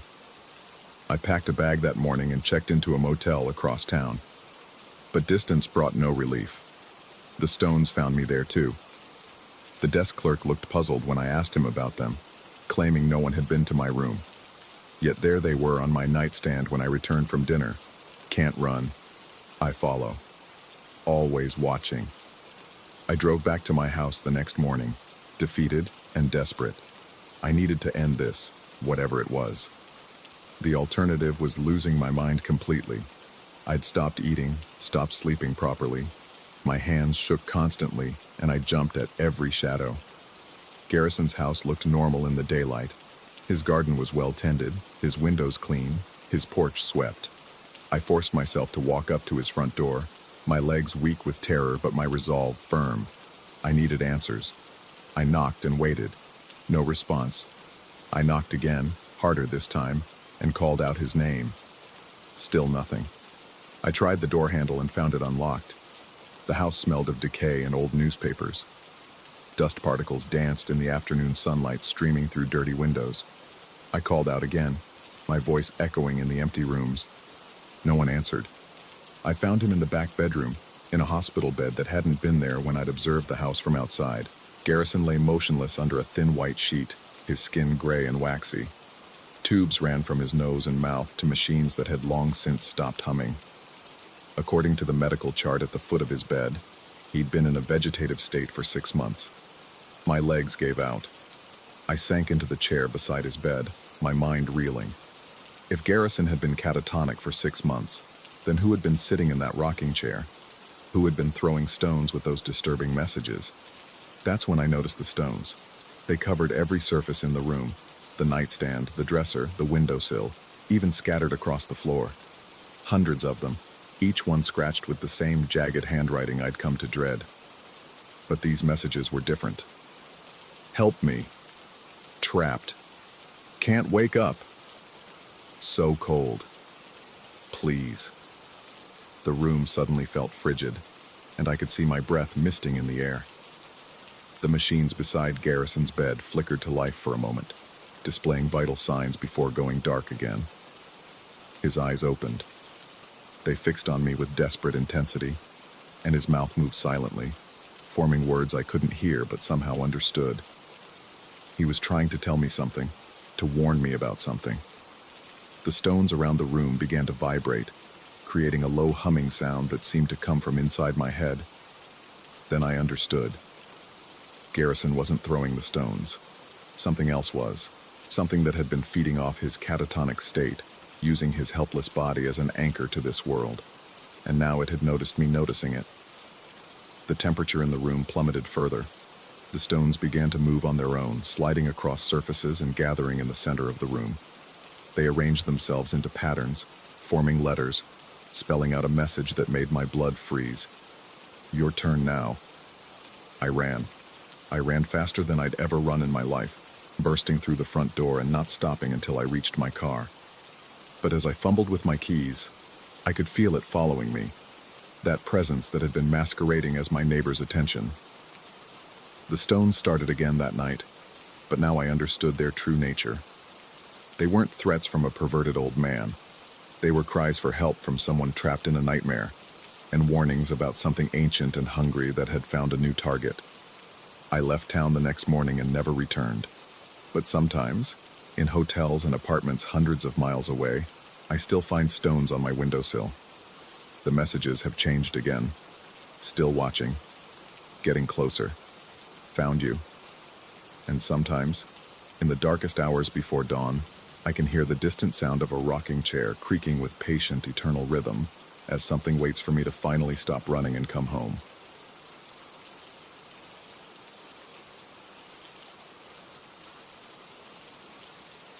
Story 7.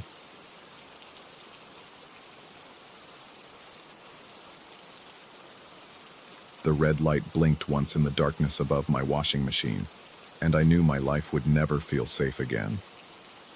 It started on a Tuesday night when the fluorescent lights in the basement laundry room flickered and died, leaving me to finish my wash cycle in the pale glow from the hallway.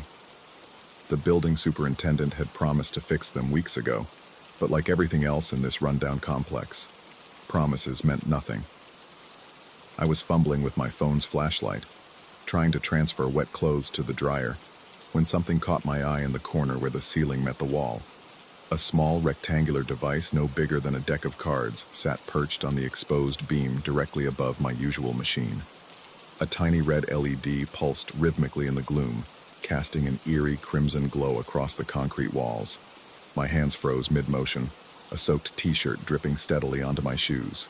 The device was pointed directly down at my washing machine. Machine number 7, the one I'd been using exclusively for the past 6 months since moving into apartment 3B. My throat constricted as I realized I'd been doing laundry in complete darkness for the better part of 20 minutes, and whatever that thing was, it had been watching me the entire time. My heart began hammering against my ribs as I backed slowly toward the door, my eyes never leaving that blinking red eye. The wet clothes in my arms suddenly felt impossibly heavy, and I could hear my own ragged breathing echoing off the bare walls. Every instinct screamed at me to run, but I forced myself to take a closer look. The device was sleek, black, and obviously expensive. Nothing like the cheap security cameras scattered around the building's common areas. This was professional-grade equipment, mounted with precision and angled with deliberate intent. Moisture beaded on my forehead despite the basement's perpetual chill, and my mouth went dry as cotton. I managed to climb onto a folding chair and examine the device more closely. There was no visible brand marking, but I could make out what looked like an infrared lens alongside the main camera. Night vision. The realization hit me like ice water in my veins. This thing could see perfectly in complete darkness. How long had it been there? How many nights had I done laundry in the dark, completely unaware that something was recording my every movement? My skin crawled at the thought of being watched, studied, documented without my knowledge or consent. The next morning, I confronted the building's property manager, a thin, nervous man named Morris, who always seemed to be sweating regardless of the temperature. He claimed complete ignorance about any unauthorized surveillance equipment, insisting that only the management company had access to install cameras. His pale eyes darted away from mine as he spoke, and his fingers twitched constantly at his sides. When I described the device's exact location and appearance, he promised to investigate immediately. But when I returned to do laundry 2 days later, the camera was still there. This time I decided to stay and observe. I positioned myself at the far end of the laundry room and waited. For nearly an hour, nothing happened. Then I heard footsteps on the stairs, slow, deliberate steps that seemed to hesitate between each floor. The basement door creaked open, and a figure emerged from the stairwell. It was Harold Grimsley from apartment 4C, a man I'd seen only in passing during my months in the building. He was tall and gaunt, with pale skin that seemed almost translucent under the harsh fluorescent lights. His dark hair was perpetually greasy, hanging in stringy curtains around his hollow cheeks. What disturbed me most were his eyes. They were too large for his face, bulging slightly, with irises so dark they were almost black. Harold moved with an odd, jerky gait as he approached the machines. He wasn't carrying any laundry. Instead, he walked directly to machine number 7 and stood there for several long minutes, staring up at the camera with an expression of intense concentration. His lips moved silently, as if he were having a conversation with the device. Then he reached into his jacket pocket and withdrew what looked like a small tablet or control device. I pressed myself deeper into the shadows, my pulse racing as I watched him interact with the screen. The camera's red light blinked faster, and I could swear I heard a faint mechanical whirring sound, like a lens adjusting its focus. Harold's face was illuminated by the tablet's glow, and what I saw there made my blood run cold. He was smiling. It wasn't a normal smile. It was the expression of someone experiencing profound satisfaction, the kind of look I'd seen on documentaries about people with dangerous obsessions. His oversized eyes reflected the tablet's light, giving him an almost reptilian appearance. When Harold finally left, I waited another 20 minutes before approaching Machine 7. My legs felt unsteady as I walked across the concrete floor, and every shadow seemed to harbor potential threats. The camera tracked my movement with a barely audible servo whir, its red eye following me like the gaze of some mechanical predator. That night, I couldn't sleep. Every small sound in the building seemed amplified. Footsteps in the hallway, doors opening and closing, the building's ancient plumbing groaning through the walls. I found myself checking the locks on my door repeatedly, testing the deadbolt and security chain with trembling fingers. The next evening, I encountered Harold in the hallway outside my apartment. He was just standing there when I opened my door, as if he'd been waiting. Up close, his appearance was even more unsettling. His skin had an odd, waxy quality, and his oversized eyes seemed to take in every detail of my face with uncomfortable intensity. He informed me that he was conducting an important scientific study on paranormal phenomena, specifically the manifestation of orbs in enclosed spaces. The camera, he explained, was essential equipment for documenting these supernatural occurrences. His voice was soft and measured, but there was an underlying current of excitement that made my skin crawl. According to Harold, orbs were spiritual entities that appeared as glowing spheres in photographs, visible only through specialized equipment. The basement laundry room, he claimed, was a hotspot for such activity due to the electromagnetic fields generated by the washing machines and the space's concrete construction. What made my stomach lurch was what came next. Harold reached into his jacket and withdrew a manila folder thick with photographs. With obvious pride, he began showing me image after image of the laundry room taken in complete darkness. The infrared photography revealed every detail of the space in ghostly green and white tones. And there I was. Photo after photo showed me going about my laundry routine, completely unaware of being observed. There were images of me loading clothes into the machine, folding items on the table, even one where I was bent over, sorting through my laundry basket. In every single photograph, I was rendered in that eerie infrared palette that made me look like some kind of spectral figure. Harold pointed to various spots in the images where he claimed to see orbs, small, round anomalies that he insisted were supernatural manifestations. To me, they looked like dust particles or water droplets on the lens, but his enthusiasm was palpable as he described each supposed spirit encounter. The worst part was realizing that these photos had been taken over a period of months. Harold had documented my routines, my habits, my schedule with meticulous precision. He knew exactly when I did laundry, how long I typically stayed in the basement, even which machines I preferred to use. My hands shook as I handed the photos back to him, and I could barely form words to express my discomfort with the situation. Harold seemed genuinely puzzled by my reaction, insisting that his research was purely scientific and that my presence in the images was merely incidental to his orb documentation. But there was something in his eyes when he said this, a glimmer of deception that made my chest tighten with fear. The way he lingered over certain photographs, the slight smile that played at the corners of his mouth when showing me images where I was in vulnerable positions, the careful way he'd cataloged my activities, none of it felt scientific. It felt predatory. Over the following days, I became hyper-aware of Harold's presence in the building.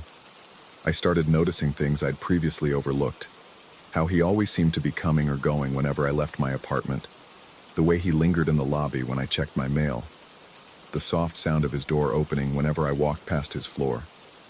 My sleep became fitful and broken.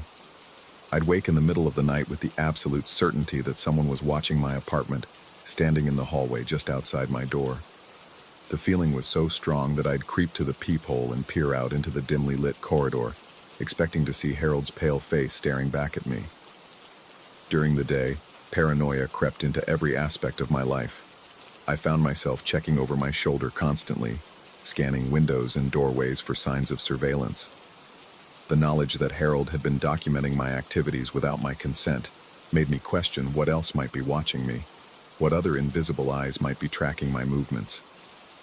I stopped using the building's laundry facilities entirely, instead hauling my clothes to a laundromat 6 blocks away.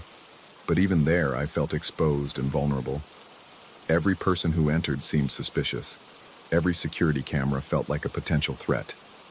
The simple act of washing clothes had become a source of profound anxiety. One evening, while picking up takeout from the restaurant on the ground floor of my building, I overheard Harold talking to the delivery driver. He was describing his research again, but this time his language was different. He spoke about subjects and behavioral patterns, rather than orbs and paranormal activity. He mentioned having documentation spanning several months, and expressed excitement about expanding his study to include other areas of the building. The blood drained from my face as I realized the truth. There were no orbs. There had never been any orbs. Harold's supernatural research was nothing more than an elaborate cover story for what was essentially voyeuristic surveillance. He was watching people, studying their routines, documenting their private moments, and using paranormal investigation as justification for his behavior. That night I made the decision to confront him directly. My hands trembled as I knocked on his door, but I was determined to end this situation once and for all. When Harold answered, he seemed unsurprised to see me, as if he'd been expecting my visit. I told him that I knew his research wasn't really about paranormal phenomena, that I understood what he was actually doing with that camera. His reaction was immediate and disturbing. Rather than denying my accusations, Harold's eyes lit up with an intense, almost manic gleam. He invited me inside to see his real work. The interior of Harold's apartment was a shrine to surveillance. Every wall was covered with photographs, computer monitors, and what appeared to be floor plans of the building. Multiple cameras and electronic devices covered every available surface. There were photos of numerous residents going about their daily activities, checking mail, entering and leaving apartments, using the laundry facilities. But what made my legs nearly give out was an entire wall dedicated specifically to me. Hundreds of photographs chronicled my movements over the past several months. Images of me leaving for work, returning home, taking out garbage, checking my mailbox. Every aspect of my routine had been documented with obsessive thoroughness. Some photos appeared to have been taken from across the street, others from within the building itself. There were even what looked like telephoto shots taken through my apartment windows. Harold stood behind me as I stared at this collection, and I could hear his rapid, excited breathing. He began explaining his methodology, describing how he'd identified patterns in my behavior, predicted my schedule, even noted changes in my daily routine. His voice carried the same tone of scientific pride he'd used when discussing orbs, but now the facade was completely dropped. The room felt like it was spinning as the full scope of his surveillance became clear. This wasn't just casual observation. It was systematic stalking disguised as research. Harold had been studying me like a specimen, documenting my life with the dedication of a trained scientist. My throat constricted as I realized that Harold knew things about me that I'd never shared with anyone in the building. He knew my work schedule, my shopping habits, my social patterns. He probably knew when I slept, when I showered, when I was alone and vulnerable. As I backed toward the door, Harold continued talking, but his words became increasingly disturbing. He spoke about the importance of his work, about how people needed to be observed and understood. He mentioned other subjects he'd studied in previous buildings, other collections he'd compiled. The implication was chilling. I wasn't his first victim, and I likely wouldn't be his last. I managed to escape from Harold's apartment, but the damage was done. The knowledge that someone had been systematically documenting my life, studying my vulnerabilities, planning who knows what based on that information, left me feeling violated in a way I'd never experienced before. Sleep became impossible. Every sound in the building sent adrenaline coursing through my system. I installed additional locks on my door, covered my windows with heavy curtains, and started varying my schedule in random ways to disrupt any patterns Harold might be tracking. But the paranoia only grew worse. If Harold could watch me so extensively without my knowledge, what other threats might be lurking unseen? How many other eyes might be documenting my life? The world suddenly felt like a place where privacy was an illusion and safety was constantly under threat. I contacted the police, but explaining the situation proved nearly impossible. Harold hadn't technically broken any laws. The camera was on his own property, and photographing someone in public areas wasn't illegal. The officers seemed more annoyed than concerned, treating my report as a neighborly dispute rather than a serious safety issue. The building management was equally unhelpful. They claimed that tenants were allowed to install security equipment as long as it didn't violate other residents' rights, and since the camera was positioned over Harold's assigned machine, they couldn't take action without more substantial evidence of wrongdoing. I was trapped, living in the same building as someone who had demonstrated a dangerous obsession with surveilling my life, with no legal recourse and no protection from authorities who didn't understand the psychological violation I'd experienced. The final straw came 2 weeks later, when I found a new envelope slipped under my door. Inside were recent photographs of me at the laundromat I'd been using, taken from across the street through the large front windows. Harold had followed me.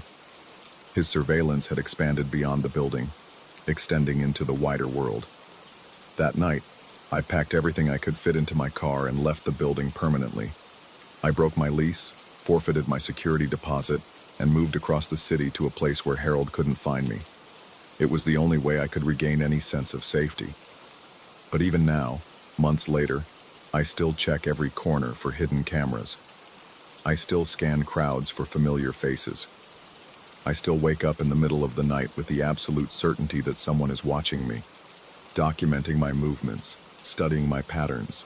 The red light that had blinked above machine number 7 had revealed a truth more terrifying than any supernatural phenomenon, that the real monsters aren't ghosts or demons, but the people who live among us, hiding their predatory nature behind facades of normalcy and scientific curiosity.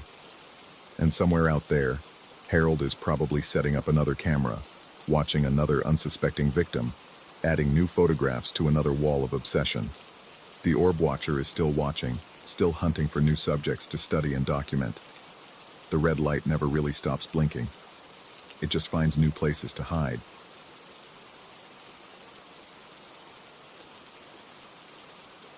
Story 8.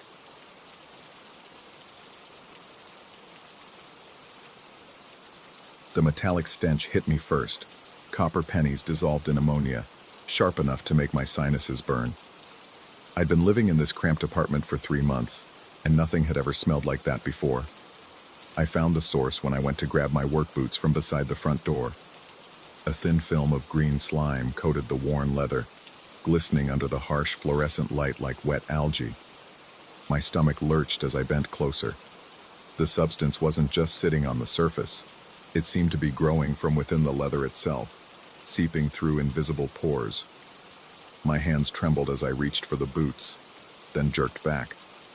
The smell intensified, metallic and organic, like blood mixed with pond scum. I forced myself to breathe through my mouth, but I could taste it now, bitter copper coating my tongue. I backed away from the boots, my heart already hammering against my ribs.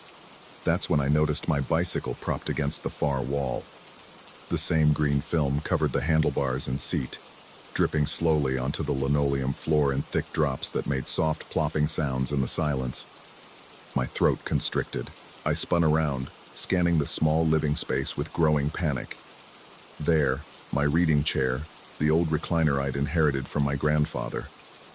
The armrests were slick with the substance, and it was spreading down the sides in slow, viscous rivulets. 3 objects. Only 3. Everything else in the apartment remained untouched. The coffee table, the TV stand, my dresser, the kitchen appliances. Just my boots, my bike, and my chair. I stumbled backward until my shoulders hit the wall, my breathing already shallow and rapid. The apartment felt smaller suddenly, the walls pressing inward. The fluorescent light flickered once, casting moving shadows that made the slime appear to pulse and writhe. Something was wrong. Something was very, very wrong. I spent the next hour pacing the apartment, giving the affected objects a wide berth. My palms were slick with sweat, and I kept wiping them on my jeans, but the moisture returned immediately. The metallic smell seemed to follow me everywhere, clinging to my nostrils like a living thing. I called in sick to work. The thought of putting on those boots, of touching that green film, made my stomach churn violently. Instead, I sat on my bed, safely across the room from the contaminated furniture, and stared at the three objects, trying to find some pattern, some explanation. The slime continued to grow throughout the day. By afternoon, it had thickened noticeably, forming what looked like a crude skin over each object. When I finally worked up the courage to examine it more closely, keeping several feet away, I could see tiny bubbles forming and popping within the substance. It was alive, or at least actively changing. The smell had worsened too. Now it carried undertones of decay, like meat left too long in the sun. I opened every window in the apartment, but the odor seemed to intensify rather than dissipate. It clung to the air itself, heavy and oppressive. As evening approached, I made a decision that would haunt me for weeks to come. I had to know if the slime was somehow attached to the objects themselves or to their locations. Fighting every instinct screaming at me to run, I grabbed a pair of rubber gloves from under the kitchen sink. My hands shook so violently I could barely get the gloves on. My heart was beating so fast I felt dizzy, and cold sweat dripped down my spine despite the apartment's stuffiness. I approached the reading chair first, moving slowly like I was approaching a wild animal. The green film made wet, sucking sounds as I gripped the chair's frame, avoiding the slime-covered armrests. The substance felt warm through the rubber gloves, and I could swear I felt it pulsing, like a slow heartbeat. Bile rose in my throat, but I forced myself to drag the chair to the opposite corner of the room. What I saw when I turned around made my knees buckle. The slime hadn't moved with the chair. Instead, it remained exactly where the chair had been sitting, maintaining the perfect outline of the armrests and backrest. A phantom imprint suspended 3 feet above the floor, glowing faintly green in the dim apartment light. I staggered backward, my vision tunneling. The floating silhouette hung there like an accusation, like a wound in reality itself. The smell had become unbearable. Not just metallic now, but putrid, like something fundamental had gone rotten. With mounting horror, I forced myself to move the other 2 objects. Each time, the result was the same. The slime stayed in its original position, creating perfect hollow outlines suspended in space. My bicycle's handlebars and seat hovered near the wall, dripping green ooze onto the floor below. My boots left their own ghostly impression by the door, down to the individual lace holes. I collapsed onto my bed, my entire body shaking uncontrollably. The 3 phantom shapes dominated the room now, impossible to ignore. They seemed to pulse in unison, like breathing, like something alive and watching. Sleep was impossible. I lay rigid on the mattress, staring at the floating silhouettes, listening to the slow drip of the substance onto the floor. The sound had developed a rhythm, drip, pause, like Morse code, like someone trying to communicate. By morning, I'd convinced myself it was some kind of chemical reaction, maybe something in the building's pipes or ventilation system. I would clean it up, throw away the affected items if necessary, and pretend this had never happened. But when I approached the phantom chair outline with cleaning supplies, my confidence evaporated. The green substance felt solid under the spray bottle's stream, maintaining its shape despite having nothing visible to support it. When I tried to wipe it away, the cloth passed through empty air, yet still came away stained green and reeking of metal. The phantom shapes were untouchable, unreachable, yet undeniably present. I left the apartment that day, staying at my office long after hours, sleeping on the couch in the break room. But I had to return eventually. The apartment was all I could afford, and besides, where could I go? How could I explain this to anyone? When I unlocked my door that evening, the smell hit me like a physical blow. The phantom shapes had grown larger, their green glow brighter. Worse, new details had emerged within the silhouettes. I could make out the texture of my chair's fabric, the individual spokes of my bicycle wheels, the treads on my boot soles, all suspended in thin air, all impossible. But it was the sounds that nearly broke me. The dripping had been joined by new noises, a soft squelching, like someone walking through mud, and an almost inaudible whisper that might have been wind through the walls or might have been something else entirely. I spent another sleepless night, but this time I watched the phantoms more carefully. As the hours passed, I began to notice subtle movements within the green outlines. The handlebars of my bicycle phantom seemed to turn slightly, back and forth, as if someone were steering. The chair's backrest tilted and straightened, tilted and straightened. The boots shifted weight from heel to toe. They were mimicking use. Something was sitting in my chair, riding my bike, walking in my boots. Something that existed only in the space where these objects used to be. The whispers grew louder as dawn approached, forming almost words in a language I didn't recognize. The metallic smell had evolved again, now carrying notes of ozone and burnt circuitry, like the air during an electrical storm. I began to understand, with growing terror, that I was witnessing some kind of claim being made. Something had marked these three objects as its own, and moving them had only revealed the true nature of that ownership. The green slime wasn't growing on my possessions. It was replacing them, creating perfect copies that existed independent of physical reality. Days blended together in a haze of sleeplessness and growing paranoia. I stopped going to work altogether. Food lost all taste except for the persistent copper flavor that coated my tongue. I found myself speaking to the phantom shapes, asking them what they wanted, begging them to leave me alone. The whispers began to respond. I couldn't make out words, but the tone changed based on my questions. Angry hisses when I demanded answers. Soft, almost soothing sounds when I pleaded. And sometimes, late at night when exhaustion made me vulnerable, something that sounded almost like laughter. The green glow grew brighter each night, casting everything in sickly underwater light. The phantom shapes began to move more boldly, no longer content to merely mimic use. The bicycle rolled slowly across the room, its wheels spinning silently. The chair rocked back and forth with increasing vigor. The boots paced from wall to wall, leaving wet footprints that vanished moments after they appeared. I realized with crystalline clarity that cut through my mounting madness that something was learning to inhabit these spaces. Something was using my possessions as a template, figuring out how to exist in my world. The final revelation came on the seventh night, when exhaustion finally drove me to collapse. I awoke to find the phantom shapes clustered around my bed, close enough that the green glow bathed my skin in sickly light. The metallic smell was overwhelming now, so thick I could barely breathe. But it was the silence that terrified me most.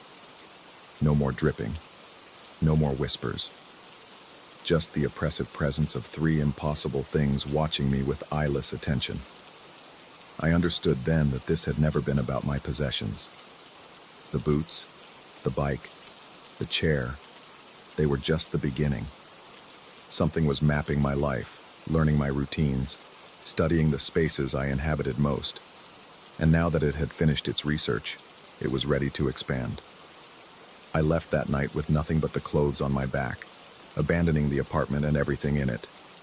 I told myself I was running from madness, from stress-induced hallucinations brought on by too many late nights and too much caffeine. But sometimes, in quiet moments when I'm sitting in my new apartment, I catch the faint scent of metal in the air. And sometimes, just at the edge of my vision, I think I see a faint green glow where my furniture used to be. I've learned to move carefully now, to never stay in one place too long, to never develop routines.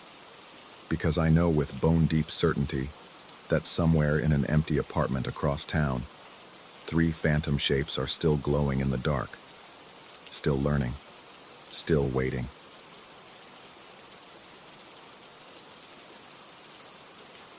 Story 9.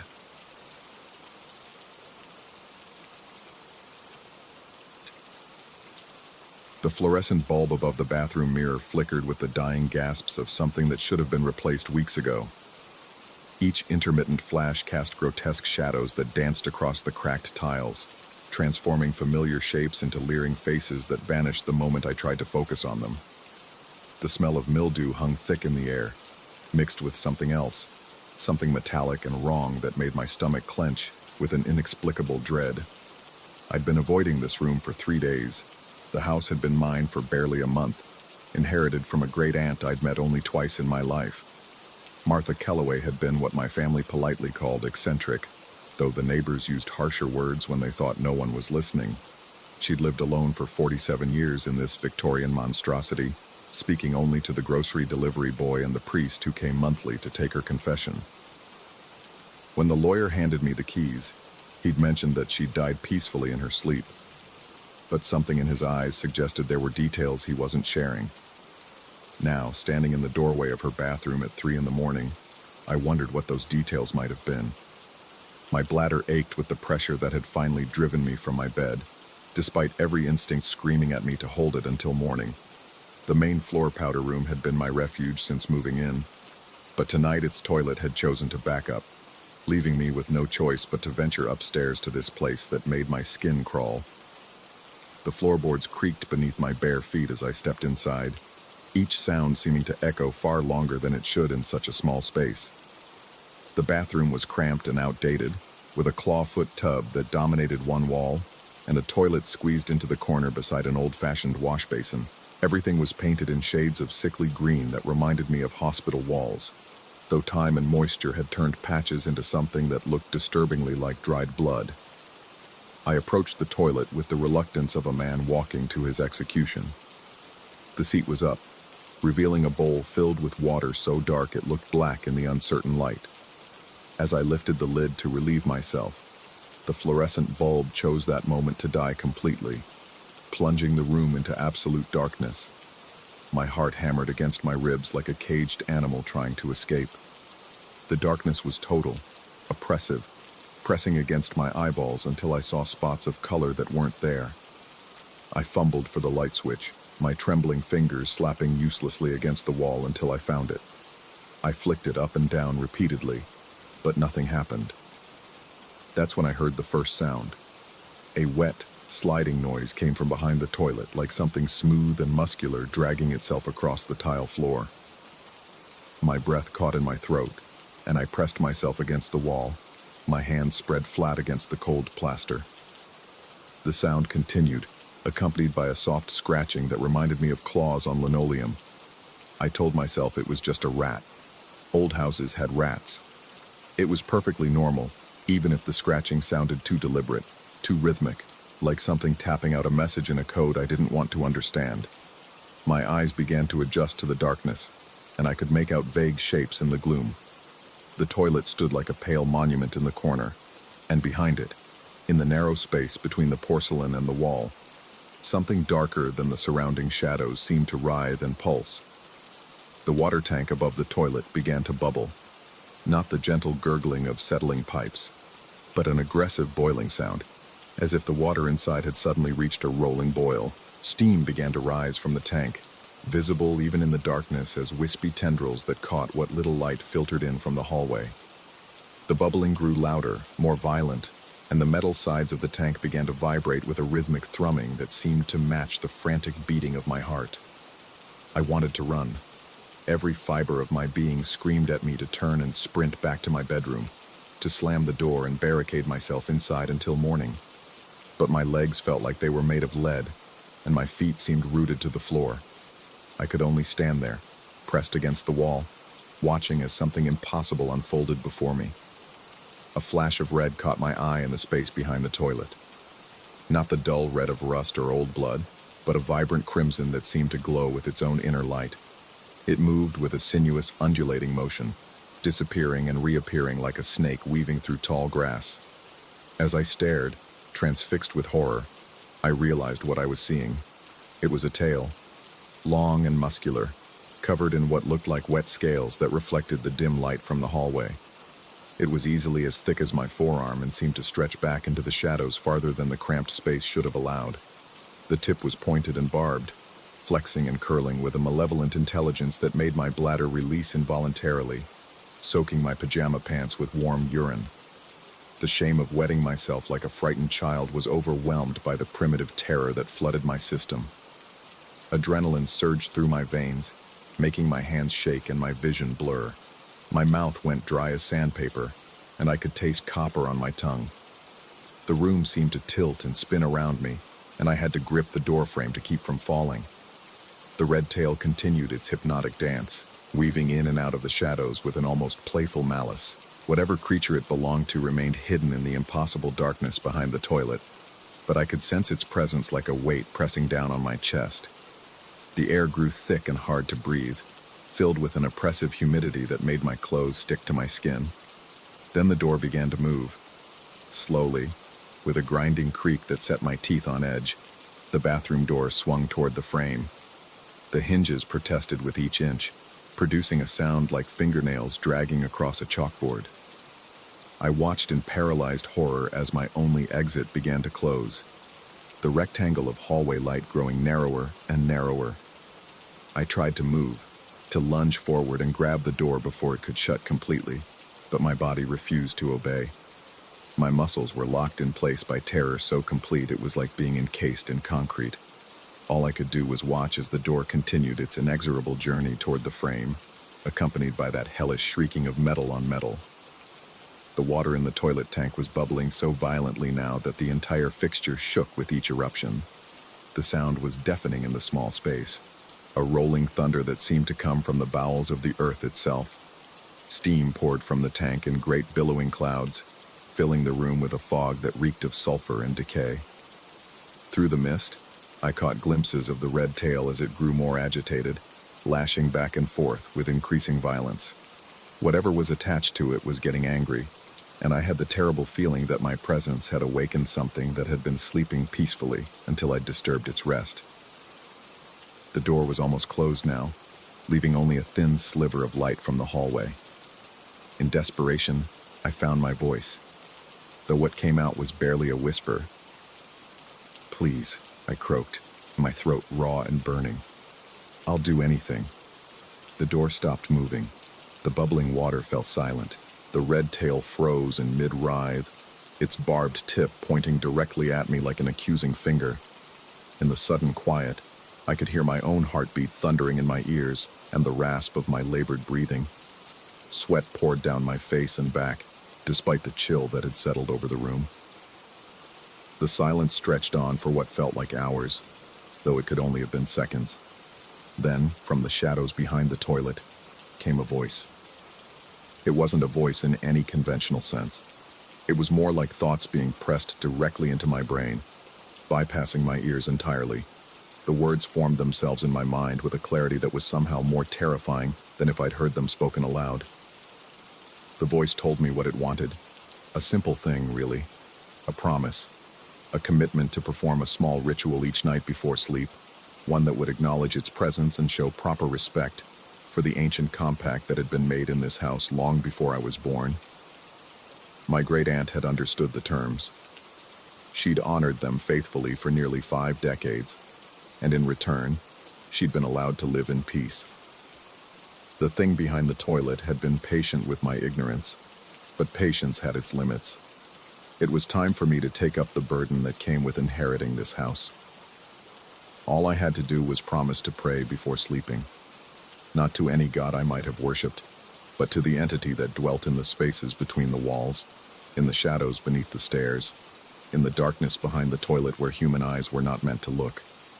A simple acknowledgement each night that I was not the true master of this house, merely its temporary caretaker. The words tumbled out of my mouth before I could stop them, a pledge spoken in desperate haste while my rational mind screamed at me to run instead. I promised to pray each night, to show proper reverence, to remember my place in the hierarchy of things that existed beyond human understanding. The moment the words left my lips, the red tail vanished into the shadows with a sound like silk sliding across glass.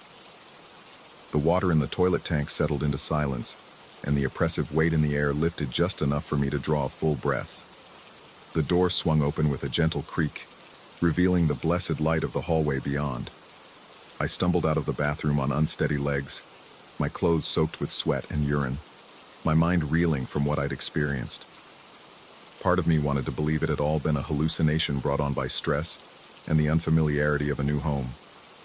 But the smell of sulfur that clung to my hair and the taste of copper that coated my tongue told a different story.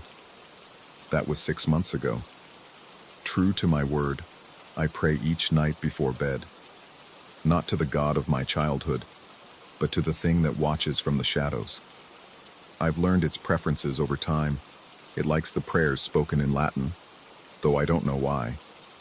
It prefers them offered at the stroke of midnight while facing the bathroom door. And it appreciates small offerings, drops of wine poured down the drain, coins left on the windowsill, locks of hair burned in the fireplace.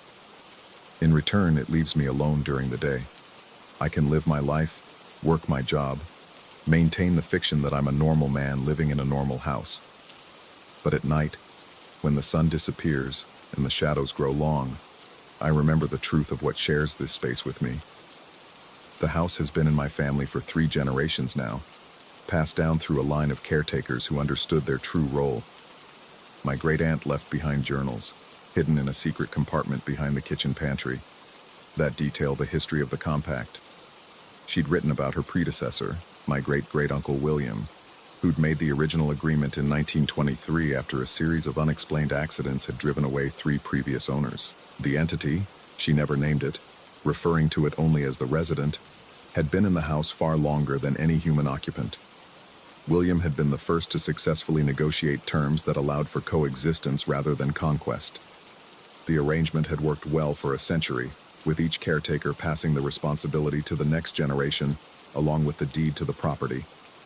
But the journals also contained warnings, stories of caretakers who'd grown careless, who'd forgotten their nightly obligations or tried to break the compact.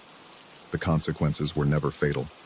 The residents seemed to prefer psychological torment to physical harm, but they were severe enough to drive grown men to madness or despair. I've been careful to honor every term of our agreement. My prayers are offered punctually each night at midnight, spoken in the ancient tongue with the proper inflections my great-aunt had phonetically transcribed in her careful handwriting. I've made the required offerings and observed the small rituals that keep the peace between us. Yet lately, I've begun to notice changes. The red tail appears more frequently now, not just behind the toilet, but in other shadows throughout the house. I've glimpsed it curled beneath the staircase, wrapped around the legs of the dining room table, even coiled inside my bedroom closet when I've opened the door too quickly. It never threatens, but its presence is a constant reminder of what shares this space with me. The resident has also begun to test the boundaries of our agreement in small ways. Doors that I leave open are found closed in the morning. Objects are moved from where I place them to locations with significance I don't yet understand. The temperature in certain rooms drops without warning, and I've learned to carry a sweater even in the height of summer. Most disturbing of all, I've started to hear whispers. Not the clear communication I'd experienced that first night, but faint murmurings that seem to come from inside the walls themselves. The words are unintelligible, spoken in a language that predates human speech, but the tone is unmistakable. The resident is growing restless, perhaps dissatisfied with our current arrangement. I found references in my great-aunt's later journals to similar experiences. She'd written about the whispers, the moving objects, the increasing frequency of sightings. Her final entry, dated just 2 weeks before her death, mentioned her concerns that the compact might need to be renegotiated. She'd been planning to research the original terms to see if modifications were possible. She died before she could complete that research.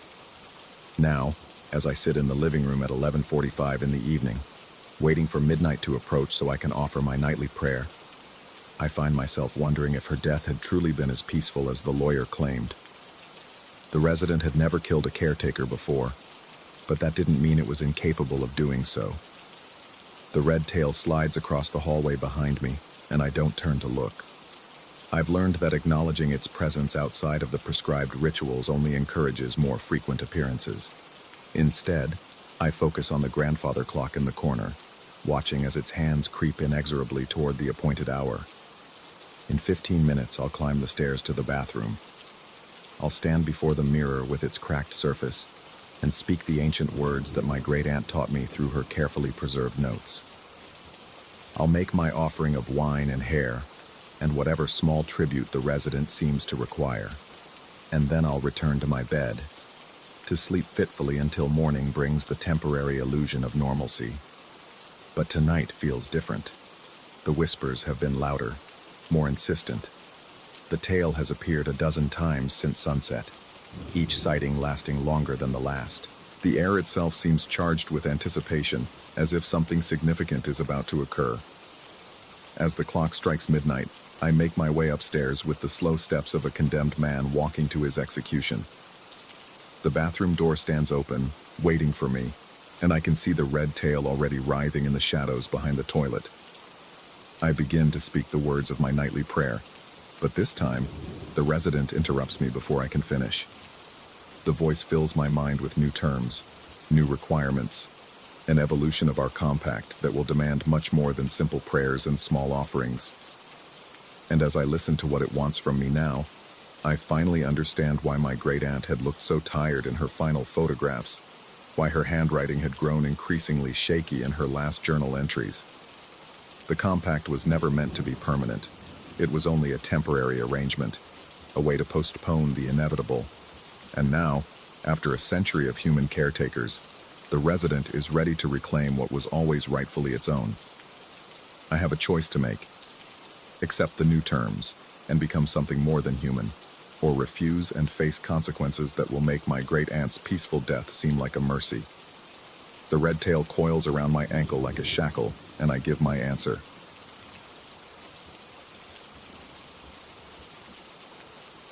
Story 10. Wait, the old Victorian house had been watching me for 3 weeks, and I was finally beginning to understand that some stains never wash away. They only grow darker with time. It started with the tea. Such an innocent ritual, something I'd done thousands of times before in countless other homes. But this house was different. This house had been waiting. I'd moved into the rental property on Elm Street after my divorce was finalized, needing somewhere quiet to put the pieces of my life back together. The landlord, Mrs. Henley, had been eager to rent it out, almost suspiciously so. When I asked about the previous tenant, she'd mumbled something about him leaving suddenly for family reasons. Her eyes wouldn't meet mine when she said it. The house itself seemed ordinary enough at first glance. 3 stories of weathered brick and peeling white trim, with a narrow staircase that creaked under even the lightest footstep. The kind of place that had seen better decades, where shadows lingered a little too long in the corners, and the floorboards groaned with memories I couldn't quite identify. But it was the second-floor landing that bothered me most. There was something about that particular spot, right at the top of the stairs where the hallway bent toward the bedrooms. The plaster wall there looked different somehow, newer than the rest, as if it had been patched and repainted recently. Yet beneath the fresh coat of paint, I could sometimes make out the faintest outline of something darker underneath. For the first 2 weeks, I convinced myself it was just my imagination. Stress from the divorce, from starting over, from sleeping in an unfamiliar bed surrounded by the settling sounds of an old house. I told myself that the way my skin crawled when I walked past that spot was nothing more than anxiety, manifesting in physical symptoms. But then came the night with the tea. I'd been working late in my makeshift home office on the first floor, hunched over my laptop trying to finish a freelance project that would help cover next month's rent. The caffeine from my afternoon coffee had long since worn off, leaving me sluggish and unfocused. Around midnight, I decided to make myself some chamomile tea, something to calm my nerves before attempting to sleep in this place that never quite felt like home. The kitchen was at the back of the house, separated from the front rooms by a long, dim hallway. As I waited for the water to boil, I found myself staring out the window into the backyard, where the skeletal branches of an old oak tree scratched against the glass with each gust of wind. The sound was like fingernails on a chalkboard, setting my teeth on edge. When the kettle finally whistled, I poured the steaming water over the tea bag and cradled the warm mug in both hands. The familiar ritual should have been comforting, but something felt off. The house was too quiet, as if it were holding its breath. Even the usual creaking and settling had stopped completely, leaving only the muffled sound of my own heartbeat in my ears. I climbed the stairs slowly, one careful step at a time.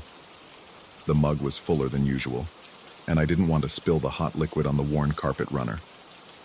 My bare feet were silent against the wood, but each step seemed to echo anyway, as if the house were amplifying every small sound I made. As I reached the second-floor landing, that familiar crawling sensation began at the base of my skull.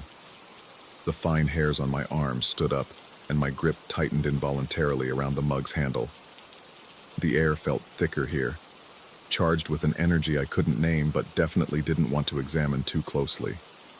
I was almost past the spot, that strange patch of wall that had been bothering me for weeks, when it happened. The push came from behind and slightly to the right, a firm pressure against my shoulder blade that sent me stumbling forward. Not a gentle nudge or accidental bump, but a deliberate shove with enough force to completely destroy my balance. The mug flew from my hands, hot tea splashing in an arc across the landing as I pitched forward toward the stairs. Time seemed to slow as I fell. I remember the sensation of weightlessness, the sick feeling in my stomach as gravity took hold. My hands shot out instinctively, trying to find purchase on something, anything, to stop my tumble down the narrow staircase. My shoulder hit the wall, then my hip connected with the edge of a step, sending shockwaves of pain through my body. I rolled and bounced down what felt like every single one of those 17 steps.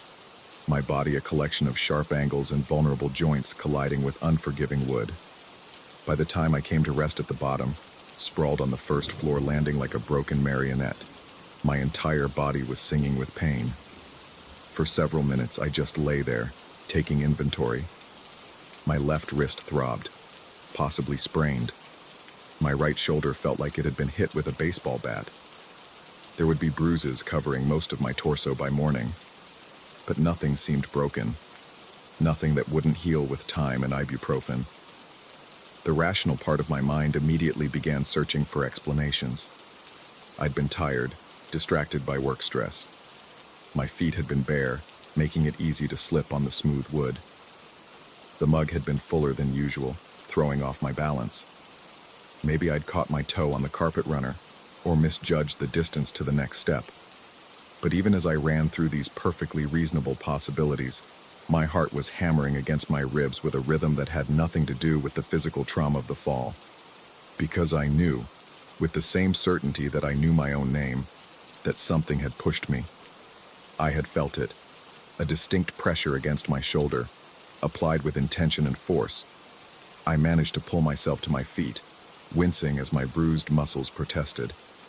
The broken mug lay scattered across the landing in sharp white fragments, dark tea stains spreading across the faded carpet like spilled blood. I would deal with the mess in the morning, when my hands weren't shaking quite so badly. But first I had to look. Every instinct I had was screaming at me to go to bed, to ice my injuries and pretend this had been nothing more than a clumsy accident. But something compelled me to climb those stairs again, to examine the spot where I'd felt that push. Each step up was agony. My body had already begun to stiffen, and my legs felt like they were made of lead. But I pressed on, driven by a need I couldn't articulate, until I was standing once again on the second floor landing. The hallway was darker now, lit only by the weak glow from a streetlight filtering through the window at the far end. I fumbled along the wall until I found the light switch, and fluorescent bulbs flickered to life overhead, casting everything in harsh, clinical brightness. That's when I saw it. On the wall, exactly where I had felt that push against my shoulder, there was a stain. Not the faint outline I'd been noticing for weeks, but a distinct, oval-shaped mark that was so dark it seemed to absorb the light around it. It was roughly the size of a human handprint, maybe slightly larger, and it appeared to be seeping through the paint like oil through paper. My mouth went dry. The mark hadn't been there before. I was certain of it. I'd walked past this spot dozens of times, and while I'd always felt uneasy here, I'd never seen anything like this. The stain was fresh, still wet-looking around the edges, as if whatever had caused it was still actively bleeding through from the other side of the wall. I reached out with a trembling hand, then stopped myself just short of touching it. Something about the mark made my skin crawl, made every nerve ending in my body fire off warning signals. It looked wrong somehow, not like any stain I'd ever seen before. The darkness wasn't uniform. It seemed to shift and writhe in my peripheral vision, though it remained perfectly still when I looked at it directly. I backed away from the wall, my breath coming in short, sharp gasps. My rational mind was still trying to provide explanations. A water leak, old paint bleeding through, some kind of chemical reaction caused by humidity or temperature changes. But my body knew better. My body was already flooding with adrenaline, preparing for fight or flight, responding to a threat my conscious mind couldn't yet accept. I spent the rest of that night in the living room, huddled on the couch with every light in the house blazing. Every small sound made me jump. The whisper of wind through the eaves, the distant rumble of a late-night truck, the soft settling of old wood. But underneath it all was something else, a presence that seemed to press against the edges of my awareness, like a half-remembered nightmare. When morning finally came, I convinced myself that exhaustion and stress had made me see things that weren't there. In the harsh light of day, surely the wall would look normal again. The stain would reveal itself to be nothing more than a trick of shadows and fluorescent lighting. But it was still there. If anything, it looked worse in the daylight. The oval shape was more defined now, with crisp edges that seemed almost burned into the plaster. The color was wrong too, not brown or black like a water stain, but a deep, oily purple that seemed to have its own depth. Looking at it made my eyes water, as if my brain couldn't quite process what it was seeing. I called Mrs. Henley, trying to keep my voice steady as I described a water stain that had appeared overnight. She listened in silence, then promised to send someone to look at it later in the week. Her tone was carefully neutral, but I caught something underneath. Not surprise, but resignation, as if she'd been expecting this call. The handyman arrived 3 days later, a weathered man in his 60s who introduced himself only as Pete. He took one look at the stain and his face went pale. He ran his hands along the wall, checking for moisture, temperature changes, anything that might explain the mark. He found nothing. Pete told me he'd need to cut into the wall to see what was behind it, to check for pipe damage or structural issues. I gave him permission, desperate for any explanation that would make sense of what I was seeing. When his utility knife bit into the plaster around the stain, the smell hit us both immediately. It was like rotting vegetation mixed with something metallic and sharp, the smell of things that had been buried too long in wet earth. Pete jerked back, his hand over his nose and mouth, but it was what we saw inside the wall that made us both step back in horror. The space between the studs was filled with a dark, viscous substance that seemed to pulse with its own rhythm. It wasn't water damage or mold.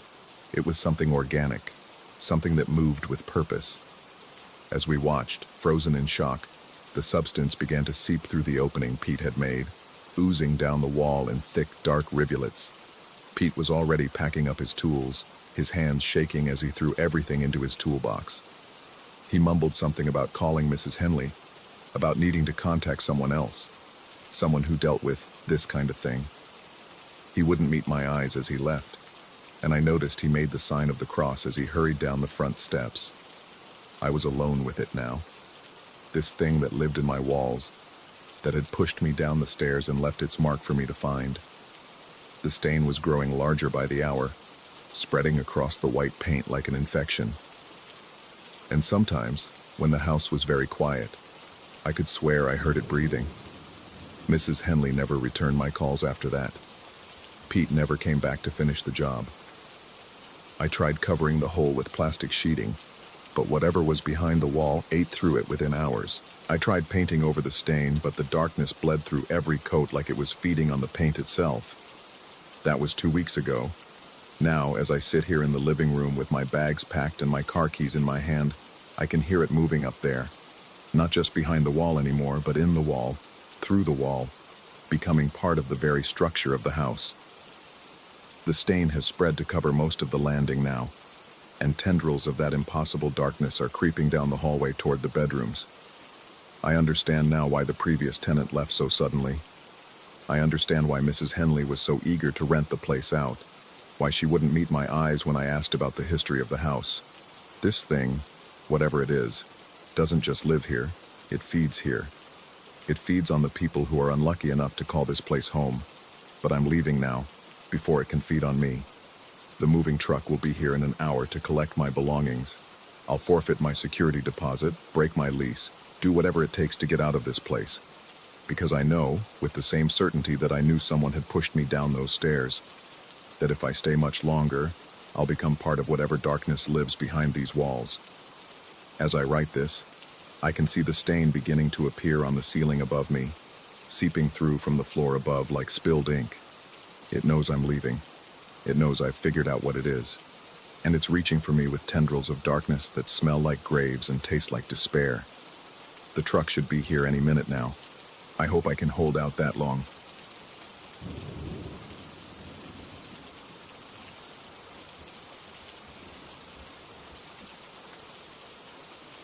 Story 11.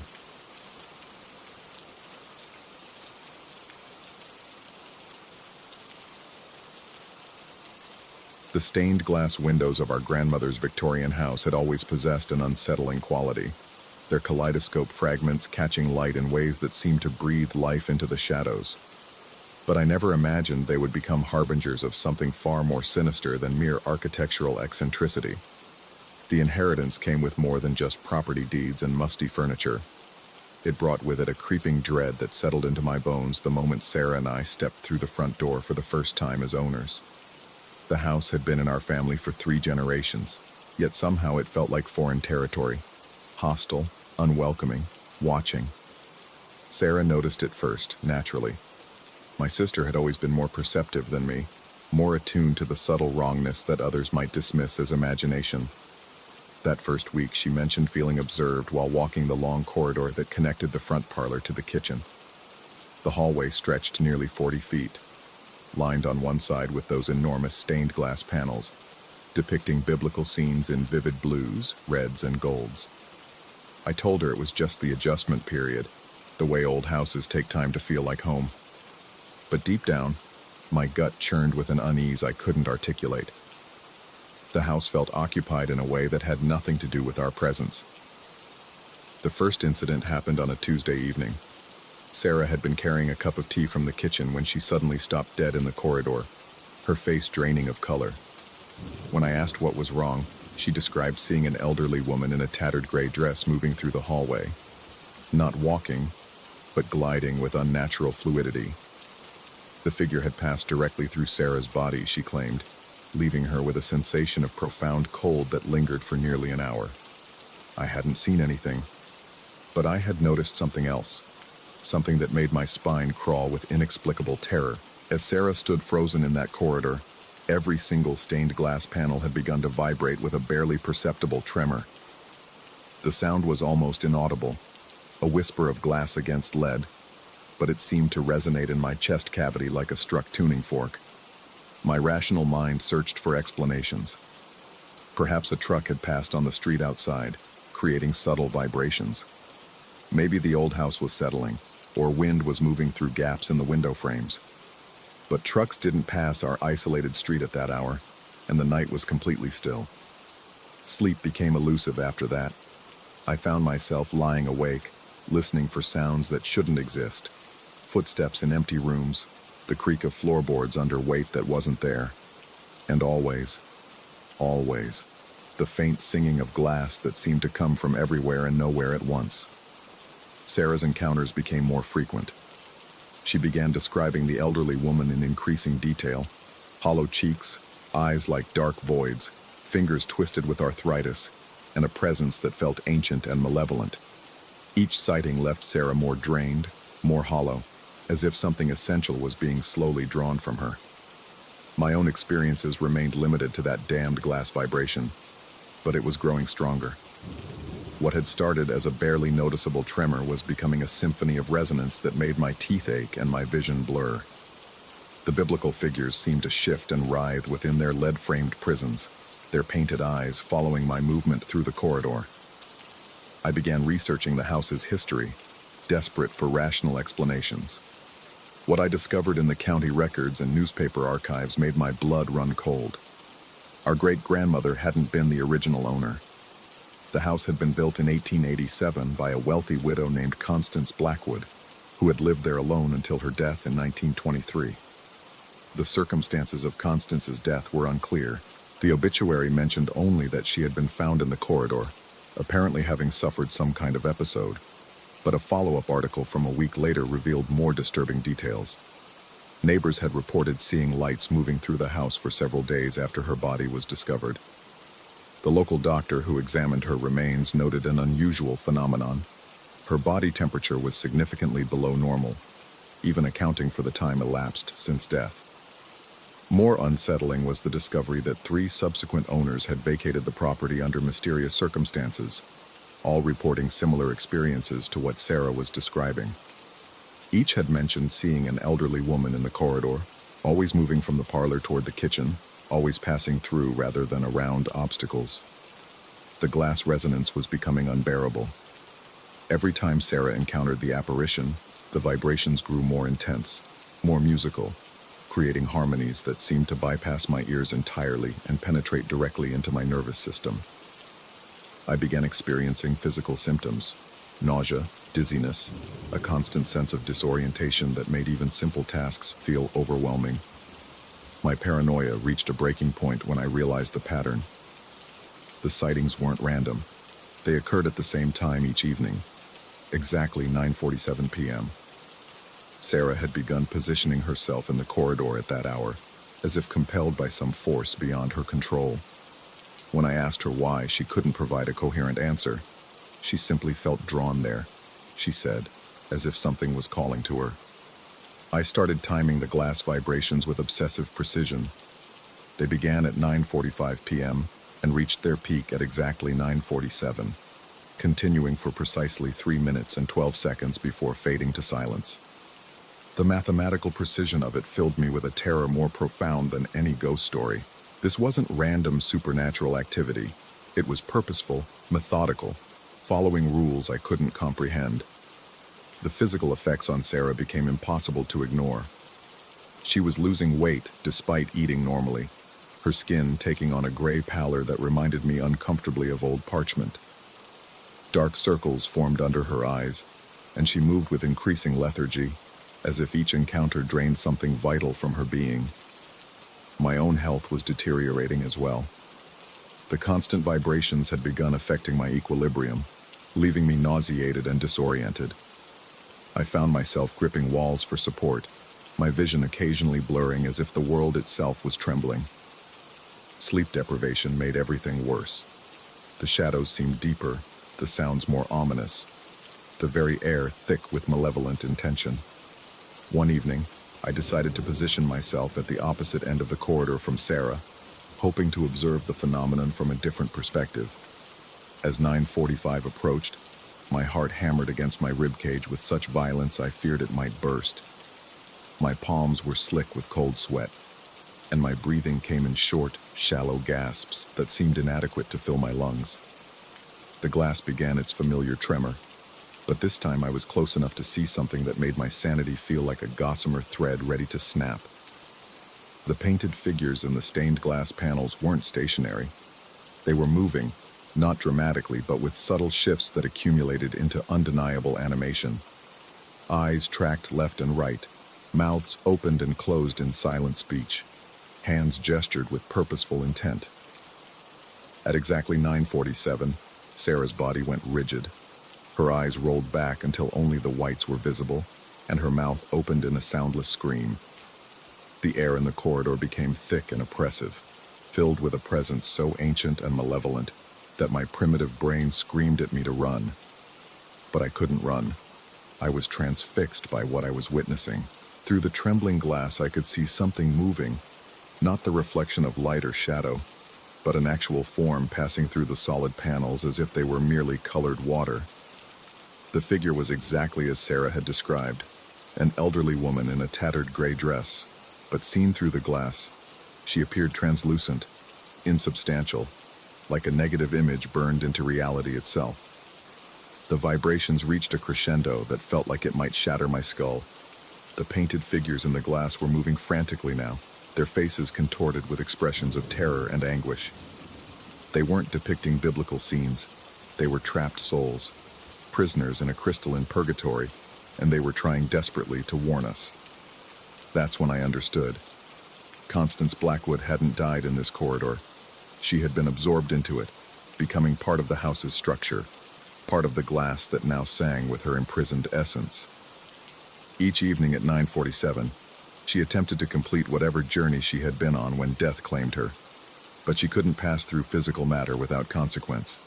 Each time she moved through a living being, she took something vital, some essential energy that sustained her existence between worlds. Sarah was her gateway, her means of sustaining herself in this liminal state between life and death.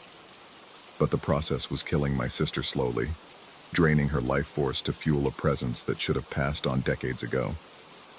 The realization hit me with the force of physical impact. I had to break the connection, had to find a way to prevent Constance from completing her nightly journey through Sarah's body. But how do you fight something that exists partially in the physical world and partially in some other dimension entirely? As the 3 minutes and 12 seconds elapsed, the vibrations faded, and Sarah collapsed to her knees, gasping for breath. Her skin was even paler than before, almost translucent, and when she looked at me, her eyes held a quality I had never seen, as if someone else was looking out from behind them. That night I made a decision that would either save my sister or damn us both. I couldn't allow another encounter. I couldn't watch Sarah fade away, becoming a hollow shell while Constance Blackwood grew stronger. There had to be a way to trap the spirit, to prevent her from using the corridor as her supernatural highway. I spent the next day researching everything I could find about the house's construction, focusing specifically on the stained glass windows. What I discovered changed everything. The windows hadn't been installed when the house was built. They had been added in 1922, just 1 year before Constance's death. She had commissioned them personally, specifying not just the design, but the exact materials and construction methods. The glass contained unusual metallic inclusions, iron oxide and silver, creating specific resonant frequencies when subjected to electromagnetic fields. Constance hadn't just been a widow living alone in a big house. She had been a student of the occult, experimenting with ways to bind her spirit to the physical world beyond death. The windows were her anchor, her means of remaining earthbound. But they were also her prison. She could only manifest in the corridor because that's where her essence was trapped, in the glass she had specifically designed for this purpose. Armed with this knowledge, I knew what I had to do. At 9:45 p.m., I positioned myself directly in the center of the corridor, blocking the path between the parlor and the kitchen. Sarah tried to protest, but I could see the compulsion building in her eyes again, the unnatural need to position herself for Constance's passage. As the glass began its vibration, I planted my feet and prepared for impact. If Constance needed to pass through a living being to complete her journey, then she would have to go through me instead of Sarah. My hands trembled violently, my heart rate climbing to dangerous levels as the temperature in the corridor plummeted. At 9:47 exactly, she came. The sensation of her passage was unlike anything human experience should encompass. It was violation at the most fundamental level, the feeling of something alien and ancient moving through every cell of my body simultaneously. The cold was so intense it felt like burning, and for a moment, I shared consciousness with something that had been trapped in a hell of its own making for nearly a century. I felt her rage, her desperate need to complete whatever task had consumed her final living moments. But I also felt her fear, the terror of a soul that had trapped itself between worlds and could neither truly live nor properly die. The passage left me changed in ways I couldn't immediately comprehend. My vision was altered, allowing me to see the thin places where reality grew transparent. I could hear frequencies that shouldn't exist, music from dimensions that bordered our own. Most disturbing of all, I could feel Constance's presence lingering within me, a cold whisper of consciousness that had taken up residence in the darker corners of my mind. But Sarah was free. The compulsion that had been drawing her to the corridor each evening was broken, transferred to me along with the burden of being Constance's anchor to the physical world. We left the house 3 days later, abandoning it to whatever fate awaited properties cursed by their owner's refusal to accept death. But Constance Blackwood came with us. She exists now in the spaces between my thoughts, in the reflection that doesn't quite match my movements, in the sound of glass singing in the wind. Some nights, I catch Sarah watching me with concern, noting the way I sometimes stop mid-sentence to listen to voices only I can hear. She knows something changed in that corridor, that the price of her freedom was my own spiritual autonomy. I tell myself it was worth it. I tell myself that protecting her justified the sacrifice. But in the darkest hours before dawn, when Constance whispers her ancient secrets in my ear, I wonder if I've simply prolonged the inevitable. Because the dead, I've learned, are patient in ways the living cannot comprehend. And Constance Blackwood has all the time in the world to teach me the true meaning of eternity. Our story 12. The house breathed differently after midnight. Shallow, labored gasps that seemed to emerge from the very walls themselves. I'd noticed it the first night I moved in, but dismissed it as old wood settling, pipes expanding, the usual symphony of decay that accompanies century-old homes. How wrong I was. The inheritance came with strings attached, though I didn't realize it at the time. My great-aunt Marjorie had left me her Victorian house on Elm Street, complete with all furnishings and personal effects. The lawyer mentioned she'd been quite religious, but that hardly prepared me for what I found when I first walked through those creaking doors. Every room bore the weight of devotion. Crucifixes hung from door frames, religious paintings covered the walls in ornate frames, and small shrines occupied corners like silent sentinels. The dining room alone housed 14 different depictions of saints, their painted eyes following my movements with unsettling intensity. The living room featured an enormous wooden cross mounted above the fireplace, its dark surface worn smooth by generations of reverent hands. It was excessive, overwhelming. The house felt more like a chapel than a home, and I found myself holding my breath as I moved through the heavily shadowed rooms.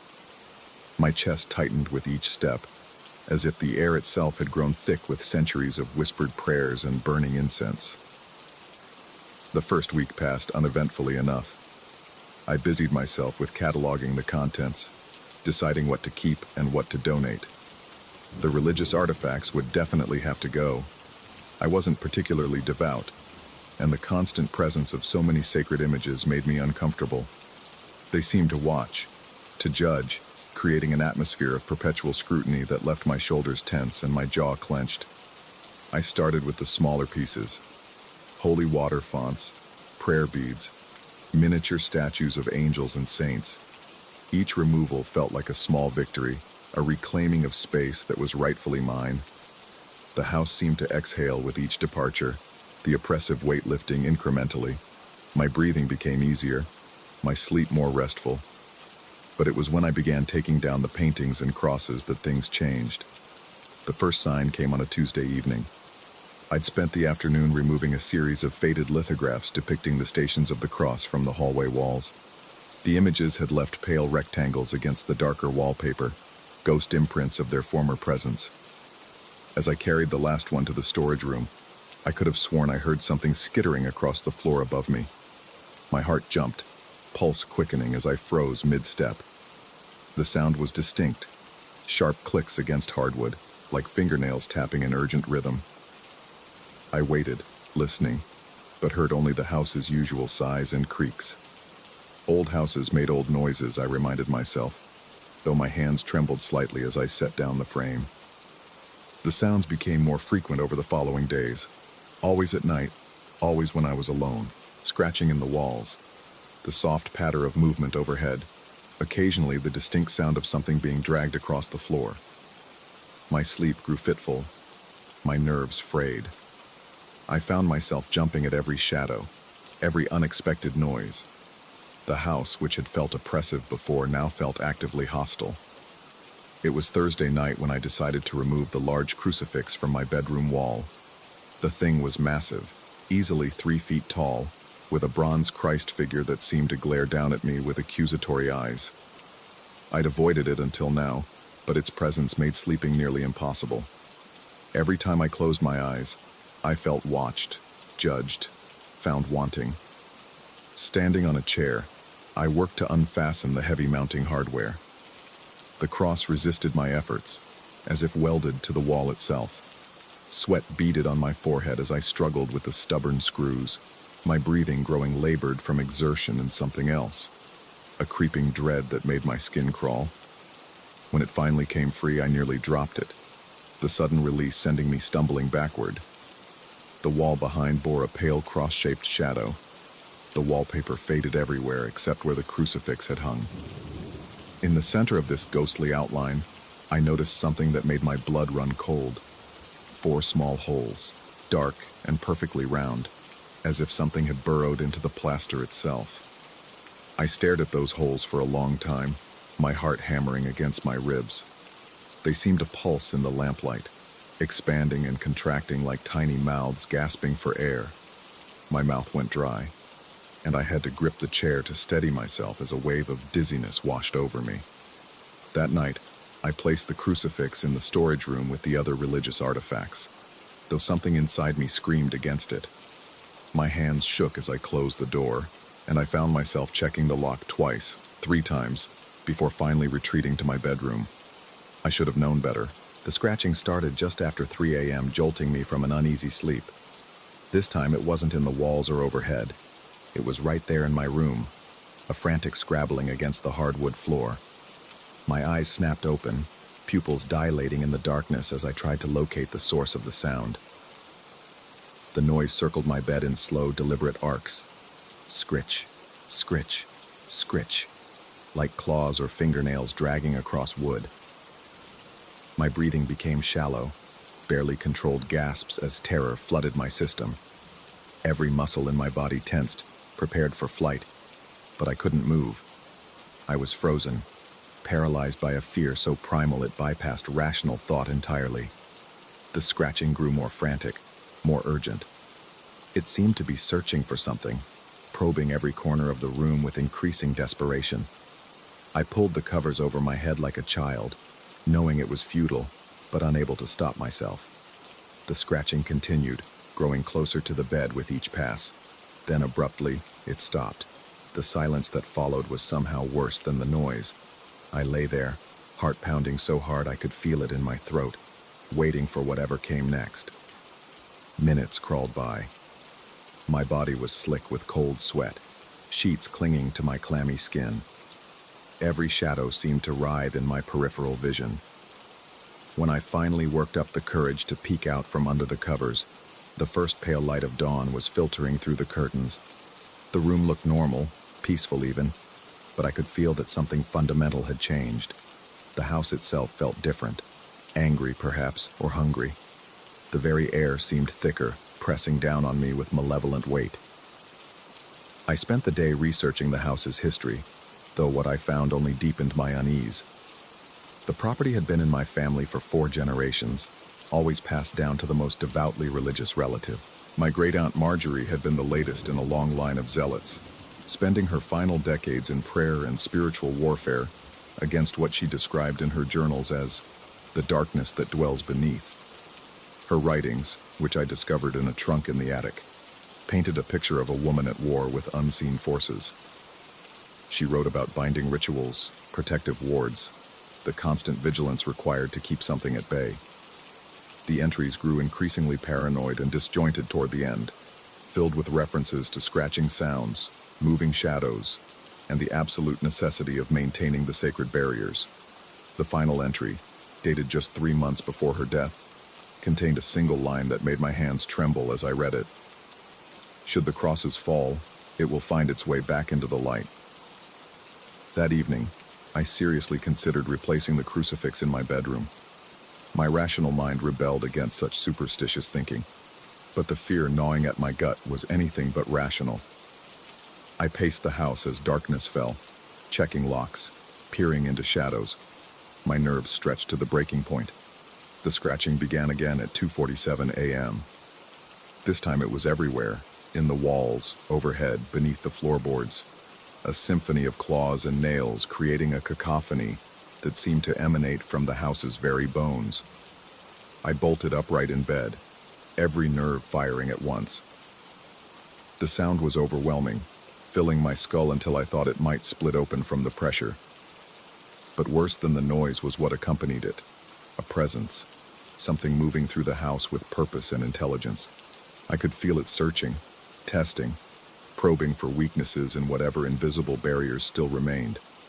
The temperature in the room plummeted, and my breath began to mist in the suddenly frigid air. The floorboards near my bed began to bow and creak as if something heavy was pressing up from beneath. I scrambled backward against the headboard, terror turning my limbs to jelly. The wood groaned and splintered, and for one horrifying moment, I thought something might actually break through. That's when I heard it, a sound that bypassed my ears entirely and resonated in my bones. It was calling, not with words but with pure intention, pure hunger. It knew I was there. It knew I was alone. And it wanted in. My body moved without conscious thought, muscle memory overriding paralyzed reason. I stumbled from the bed, legs barely supporting my weight as I staggered toward the storage room. My hands shook so violently I could barely work the lock, and behind me the scratching reached a fevered pitch. The storage room was tomb quiet, a pocket of stillness in the chaos that had engulfed the rest of the house. The crucifix lay where I'd left it, and as my fingers closed around its familiar weight, the scratching stopped as if a switch had been thrown. Carrying it back to my bedroom felt like moving through water. Each step was an effort of will against the fear that threatened to buckle my knees. The hallway stretched impossibly long, shadows seeming to reach for me with grasping fingers. My breathing came in short, sharp gasps that echoed in the sudden silence. Back in my room, I hefted the heavy cross toward the wall. The moment its base touched the pale outline it had left behind, the house shuddered. Not just the floorboards or walls, the entire structure seemed to convulse like a living thing. I pressed the crucifix firmly against the wall, fumbling for the mounting hardware with trembling fingers. As the final screw went home, securing the cross to its original position, the house exhaled. It was unmistakable, a long, slow breath that seemed to originate from deep within the foundation and work its way up through every beam and board. The oppressive weight that had been building for days lifted suddenly, replaced by something that almost felt like relief. From somewhere in the rafters came a sharp crack, the sound of wood settling back into its proper place. I collapsed onto the bed, adrenaline leaving my system in a rush that left me weak and shaking. The room felt normal again, peaceful even. The shadows had retreated to their proper corners, and the air moved freely once more. As dawn broke over the house on Elm Street, I finally understood the true nature of my inheritance. This wasn't just a home, it was a prison, a carefully constructed cage that had held something at bay for generations. The religious artifacts weren't mere decoration, but essential components of a barrier that couldn't afford to be broken. I never removed another cross, never took down another painting. The house and I had reached an understanding of sorts. I would maintain the sacred ward, and it would keep the darkness beneath where it belonged. Some inheritances, I realized, come with responsibilities that can't be shirked. But sometimes late at night, when the house breathes its measured sighs, I catch the faintest echo of scratching from somewhere far below. A reminder that some hungers never truly fade, only wait for their chance to climb back toward the light. Story 13. The metallic clang that shattered the 3 a.m. silence wasn't thunder. It was something far worse. It was the sound of intent, cold and deliberate, striking the concrete threshold of my apartment door like a declaration of war. I bolted upright in bed, heart hammering against my ribs with such violence I could feel it in my temples. The darkness seemed to press against my eyes, thick and suffocating. My mouth had gone dry, that peculiar cotton-mouth sensation that comes with sudden, primal fear. The sound echoed in my skull, replaying with crystalline clarity, metal on stone, sharp and final. For several minutes I remained frozen, every muscle in my body coiled tight as piano wire. My ears strained against the silence that followed, searching for any hint of movement in the hallway beyond my door. The building's old radiator system provided its usual symphony of creaks and groans, but underneath it all was something else, a quality of listening silence that made the hair on my forearms stand on end. When I finally worked up the courage to approach the door, my bare feet felt leaden against the cold hardwood. Each step seemed to echo through the building like gunshots. I pressed my eye to the peephole, but the hallway light had burned out weeks ago, leaving only an impenetrable black void on the other side of the lens. The deadbolt's mechanism felt stiff under my trembling fingers as I slowly, quietly, disengaged it. The door opened with the faintest whisper, and there it was, a professional lockpick set scattered across my threshold like metallic confetti. The tools gleamed dully in the emergency lighting from the stairwell, their presence both alien and menacing. My stomach dropped into free fall. Someone had been trying to break into my apartment. Someone had been right here, inches from where I slept, working on my lock in the dead of night. The violation felt almost physical, as if invisible hands had reached through the walls to touch me while I was at my most vulnerable. I gathered the tools with shaking hands, their weight surprising me. These weren't cheap novelty items, but professional-grade instruments, the kind used by locksmiths, or by people who had no business being inside other people's homes. The next morning brought no relief, only the harsh fluorescent reality of what had happened. I'd barely slept, every small sound in the building sending fresh jolts of adrenaline through my system. My coffee tasted like ash, and the familiar comfort of my apartment felt contaminated, as if the air itself had been poisoned by the intrusion. I decided to confront my upstairs neighbor about the lockpicks. Unit 201 had always been occupied by a man I'd seen only in passing. Tall, angular, with the kind of pale complexion that suggested he didn't spend much time outdoors. Our interactions had been limited to polite nods in the hallway, but something about him had always struck me as slightly off. Not threateningly so, just displaced, as if he existed slightly out of phase with the rest of the world. When I knocked on his door that afternoon, carrying the lockpicks in a small paper bag, he answered almost immediately, as if he'd been waiting. His eyes, a watery blue that reminded me of winter sky, flicked to the bag in my hands before meeting my gaze. I explained about finding the tools outside my door, about the sound that had woken me. His reaction was immediate and visceral. His face went through a series of micro-expressions: surprise, recognition, and then something that looked almost like embarrassment. He claimed they belonged to him, that he'd been returning from his workshop late at night when his ice pick set had slipped from his coat pocket. The explanation felt rehearsed, too smooth, but his apparent mortification seemed genuine enough. He apologized profusely, insisted that he'd been meaning to retrieve them all morning but hadn't wanted to disturb me so early. Ice picks, for his hobby of ice sculpting, he said. The explanation felt thin as tissue paper, but I found myself nodding along, desperate for any rational explanation that would restore some sense of normalcy to my world. But as I walked back down to my apartment, his words kept echoing in my mind with increasing dissonance. Ice picks didn't look like lockpicks. They were different tools entirely, with different purposes, different shapes. And what kind of ice sculptor worked at 3 a.m? The doubt began to eat at me like acid. I found myself replaying our conversation, analyzing every word, every gesture, every micro-expression. The more I thought about it, the more his explanation crumbled under scrutiny. That evening, as I stepped into my shower, I noticed something that made my blood turn to slush in my veins. A small, perfectly round hole in the ceiling directly above the shower head. Fresh plaster dust had fallen onto the tub's edge like snow.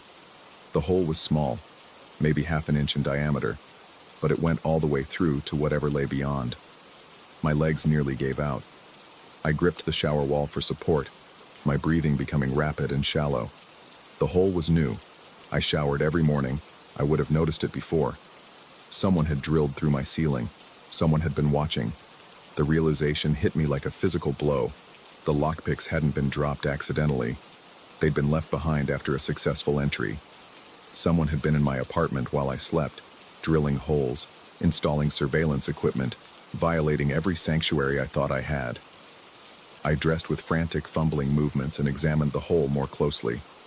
It had been drilled from above, the angle unmistakable. Tiny metal shavings clung to the edges, bright and new. I fetched a flashlight and aimed it upward through the opening. What I saw made my heart stop. The beam illuminated a small camera lens, no bigger than a button, staring down at me like a mechanical eye. It was mounted flush against the upper side of the ceiling, nearly invisible unless you knew exactly where to look. The implications crashed over me in waves. How long had it been there? How long had I been watched during my most private moments? The thought made my skin crawl with phantom sensations, as if 1,000 insects were marching across my flesh. I stumbled backward, my breathing coming in ragged gasps. The bathroom suddenly felt impossibly small, the walls pressing in from all sides. Every shadow seemed to harbor additional threats. Every reflection in the mirror appeared distorted and wrong. My hands shook so violently, I could barely hold the flashlight steady. The camera remained motionless, a dead eye that had seen everything. My stomach lurched, and I barely made it to the toilet before dry heaving, my body rejecting the horror of discovery. Over the following days, paranoia became my constant companion. I found myself examining every inch of my apartment with obsessive thoroughness, searching for additional cameras, microphones, any sign of further intrusion. I discovered 2 more holes, one in the bedroom ceiling above my bed, another in the living room near where I usually sat to watch television. Each discovery felt like a fresh violation, as if invisible hands were reaching through the walls to strip away another layer of my privacy. I began covering the holes with tape, but the knowledge that they existed, that they had watched, remained like a splinter buried deep in my consciousness. Sleep became impossible. Every creak of the building's old bones sent fresh spikes of adrenaline through my system. I would lie awake for hours, staring at the taped-over holes, imagining eyes behind them. When exhaustion finally claimed me, my dreams were filled with watchers in the walls, mechanical eyes that followed my every movement. I started spending less time at home, finding excuses to stay late at work, to visit friends, to walk aimlessly through the city until the late hours. But eventually, I always had to return. My apartment had become a trap, but it was my trap, the only place in the world that belonged to me, or had, before it was stolen from within. The man in 201 became an object of intense scrutiny. I found myself listening for his movements above, cataloging the sounds of his daily routine. He seemed to follow a rigid schedule. Awake early, periods of complete silence broken by brief episodes of activity, then nothing until late at night when I would hear what sounded like tools being moved around. I began timing my own movements to avoid him, leaving and returning when I was certain he was out. But sometimes I would catch glimpses of him through my peephole, standing motionless in the hallway for minutes at a time, as if listening. His presence in the building felt oppressive, like a storm front moving in. My physical condition deteriorated rapidly. The constant stress manifested in trembling hands, a persistent headache that throbbed behind my eyes, and a stomach that churned with anxiety. Food tasted like cardboard, and coffee left me feeling jittery and nauseous. Dark circles appeared under my eyes, and my reflection began to look like that of a stranger, hollow-eyed and haunted. Colleagues at work commented on my appearance, but I found myself unable to explain what was happening. How do you tell someone that your upstairs neighbor might be watching you through holes in your ceiling? How do you describe the feeling of being prey in your own home? I considered calling the police, but what evidence did I have? Holes in my ceiling that could have been there for years. A set of lockpicks that their owner had readily claimed. A growing conviction that I was being watched that sounded more like paranoid delusion than criminal activity. The breakthrough came on a Tuesday night when insomnia drove me to my living room window. I was staring out at the street below when movement on the fire escape caught my attention. A figure was climbing down from the upper floors, tall, angular, moving with deliberate stealth. It was him, the man from 201, dressed entirely in black, carrying what looked like a small bag of tools. He moved like someone intimately familiar with the building's architecture, avoiding the squeaky sections of metal grating, keeping to the shadows. I watched him disappear into the alley below, my heart hammering against my ribs. This was proof, or as close to proof as I was likely to get. He was actively engaged in surveillance, using the fire escape to access vantage points throughout the building. The next day, I made a decision that felt both necessary and terrifying. I would confront him directly, armed with what I'd witnessed. The thought made my stomach churn with anxiety, but living in constant fear had become unbearable. I waited until evening, then climbed the stairs to the second floor. My legs felt weak, and sweat had begun to gather at my temples despite the building's perpetual chill. Each step seemed to echo through the stairwell like a gunshot. When I knocked on his door, the response was immediate. Too immediate, as if he'd been waiting just on the other side. The door opened to reveal his pale face, but something was different. His usual mask of polite distance had slipped, revealing something sharp and predatory underneath. His apartment was visible behind him, and what I saw there made my blood freeze. The walls were covered with photographs, dozens of them, maybe hundreds. Pictures taken through windows, captured from hidden vantage points, showing people in their most private moments. The building's residents going about their daily lives, unaware they were being documented. And among them, prominently displayed, were photos of me. In my apartment, in my shower, sleeping in my bed. The violations documented in meticulous detail, cataloged like specimens. His eyes followed my gaze to the photographs, and when he looked back at me, his expression had changed completely. The pretense of normalcy had evaporated, leaving behind something cold and calculating. He told me, in a voice devoid of emotion, that I'd seen too much, that the building was his laboratory, its residents his subjects. That privacy was an illusion people clung to because reality was too uncomfortable to accept. The conversation that followed felt surreal, like a fever dream. He spoke about observation as art, about the beauty of capturing people in their unguarded moments. His voice never rose above a conversational tone, but every word felt like ice water in my veins. I backed away slowly, fighting the urge to run. Running would provoke chase instincts, and something in his demeanor suggested that would be very, very bad. Instead, I nodded as if I understood, as if his explanations made perfect sense. When I finally reached my own apartment, I called the police from my trembling hands. The responding officers were skeptical at first, but the holes in my ceiling and the description of what I'd seen in his apartment were enough to warrant investigation. They found everything I'd described and more. The man in 201 had been documenting the lives of everyone in the building for over 2 years.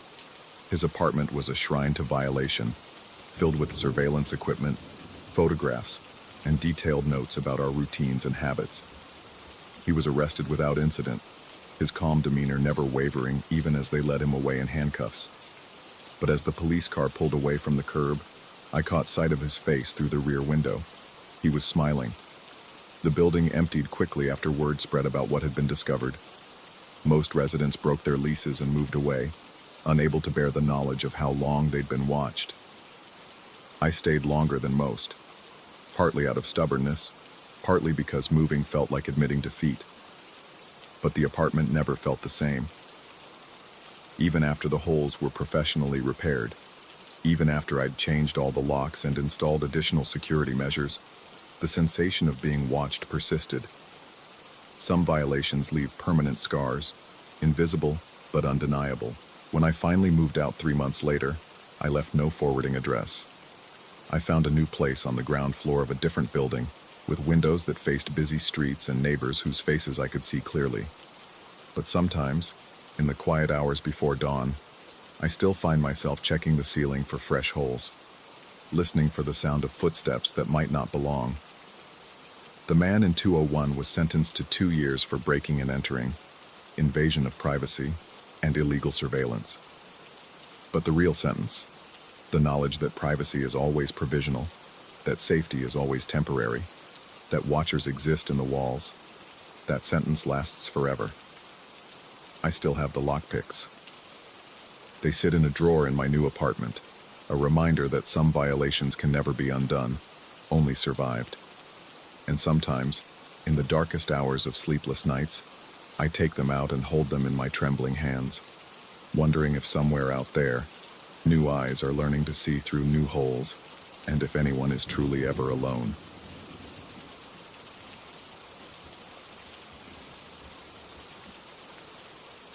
Story 14.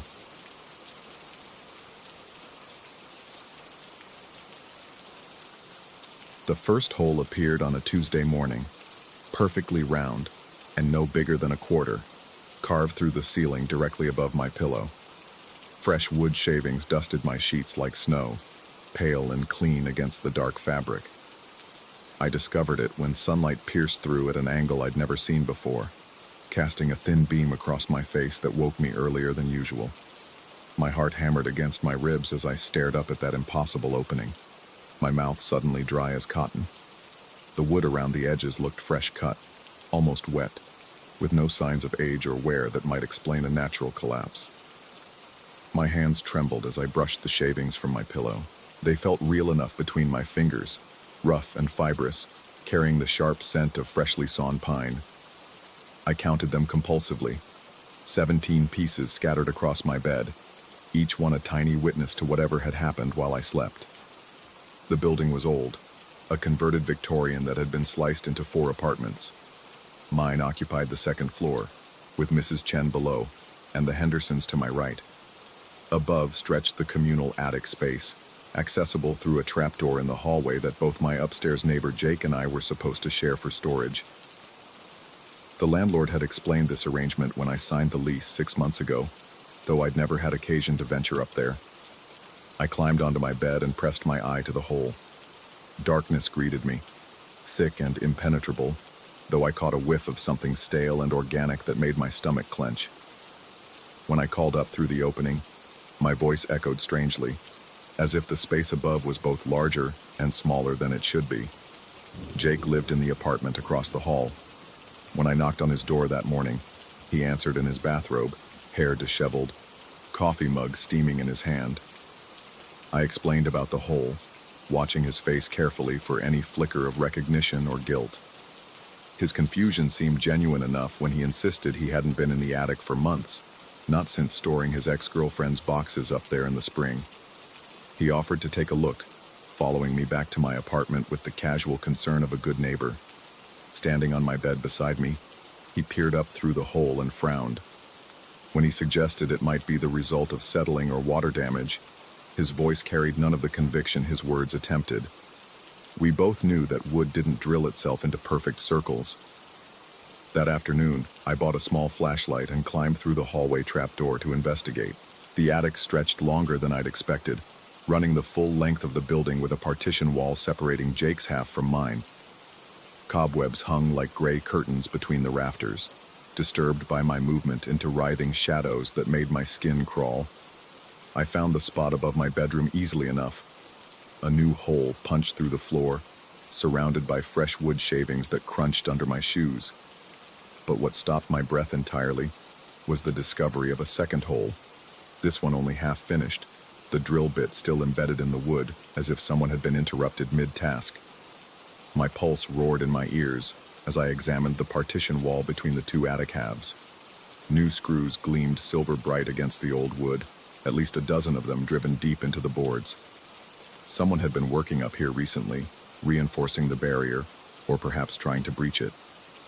The metal felt cold under my fingertips, and I jerked my hand back when I realized how much it trembled.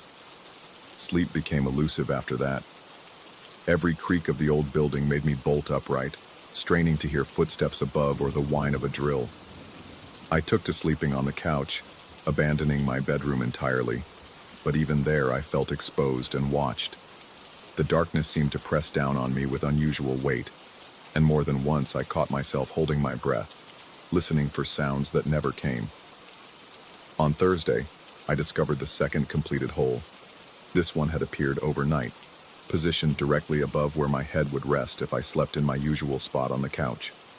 Wood shavings again, scattered with the same deliberate precision, and when I pressed my eye to the opening, that same stale organic smell wafted down to meet me. My hands shook so violently I could barely dial Jake's number.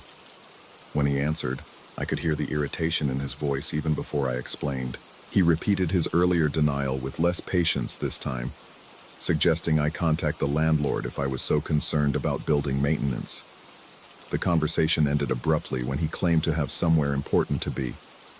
I spent that day at the library, researching the building's history on their public computers. The Victorian had been a single-family home until the 1970s, when it was converted into apartments. Public records showed no unusual incidents, No police reports or insurance claims that might explain my situation. But as I scrolled through old newspaper archives, a small item from 1982 caught my attention. A previous tenant had reported strange noises and the feeling of being watched, eventually breaking his lease early due to what he described as an uninhabitable living situation. The landlord at the time had dismissed his complaints as the product of an overactive imagination, but reading those words made my chest tighten with recognition.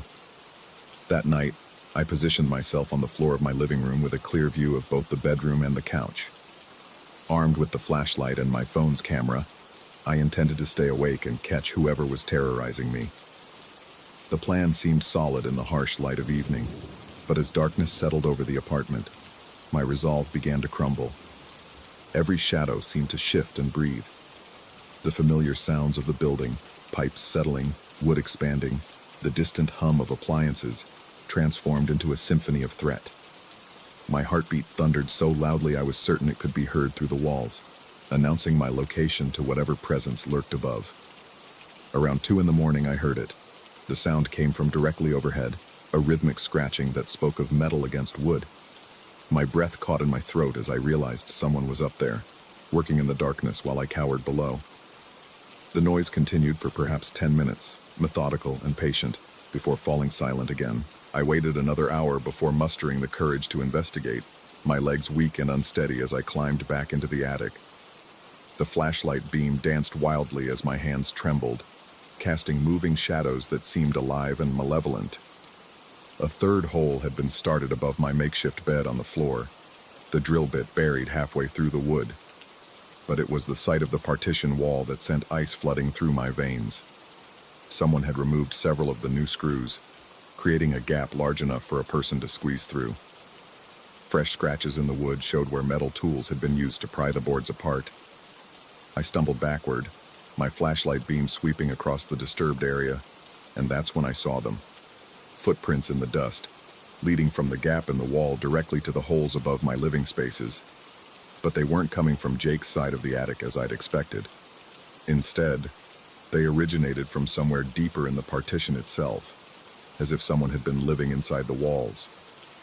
My scream caught in my throat as the full implications hit me. The holes weren't random vandalism or even stalking in any conventional sense. Someone had been watching me sleep for months, studying my habits from within the building's structure, learning when I was most vulnerable. The fresh screws hadn't been meant to reinforce the wall. They'd been installed to seal someone inside, to hide them from view while they carved their spy holes and planned whatever came next. The flashlight slipped from my nerveless fingers, rolling across the floor and casting wild shadows as it spun. In the chaos of moving light, I caught a glimpse of something pale withdrawing deeper into the partition, like a hand pulling back from view. I ran then, stumbling through the darkness toward the trapdoor, my breath coming in ragged gasps that burned my lungs. Behind me, I could hear movement in the walls themselves, a rustling and scratching that followed my retreat. The sound seemed to come from multiple directions at once, as if the entire structure had come alive around me. I didn't stop running until I reached my car, fumbling with the keys as panic overwhelmed rational thought. As I drove away, I caught sight of my apartment building in the rearview mirror. Every window was dark except for one, a faint glow emanating from what should have been solid wall between the second and third floors. I spent the remainder of the night in a 24-hour diner, staring at my phone and trying to decide who to call. The police would want evidence I didn't have, explanations for events that defied logic. Jake's number appeared in my recent calls, but something in his voice during our last conversation had shifted, becoming distant in a way that suggested he knew more than he'd admitted. As dawn broke over the city, I made my decision.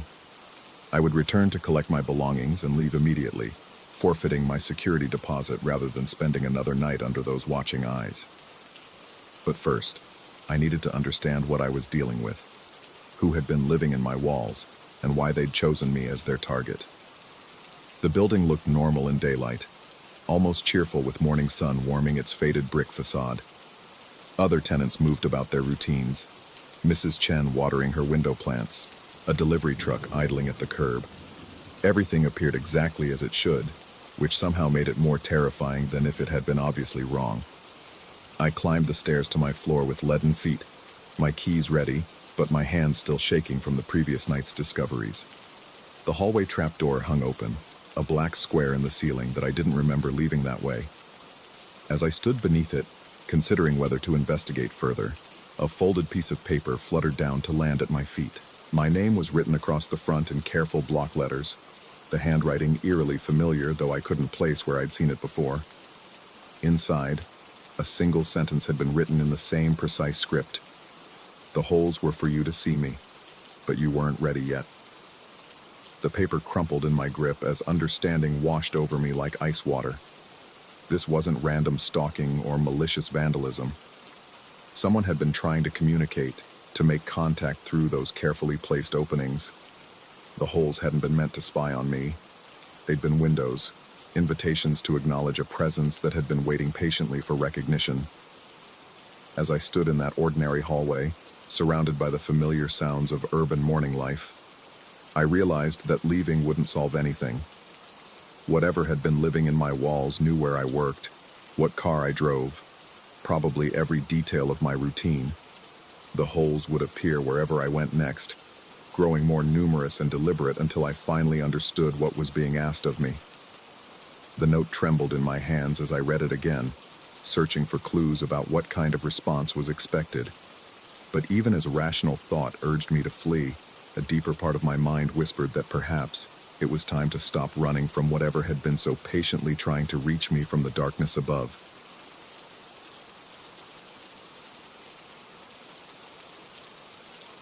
Story 15.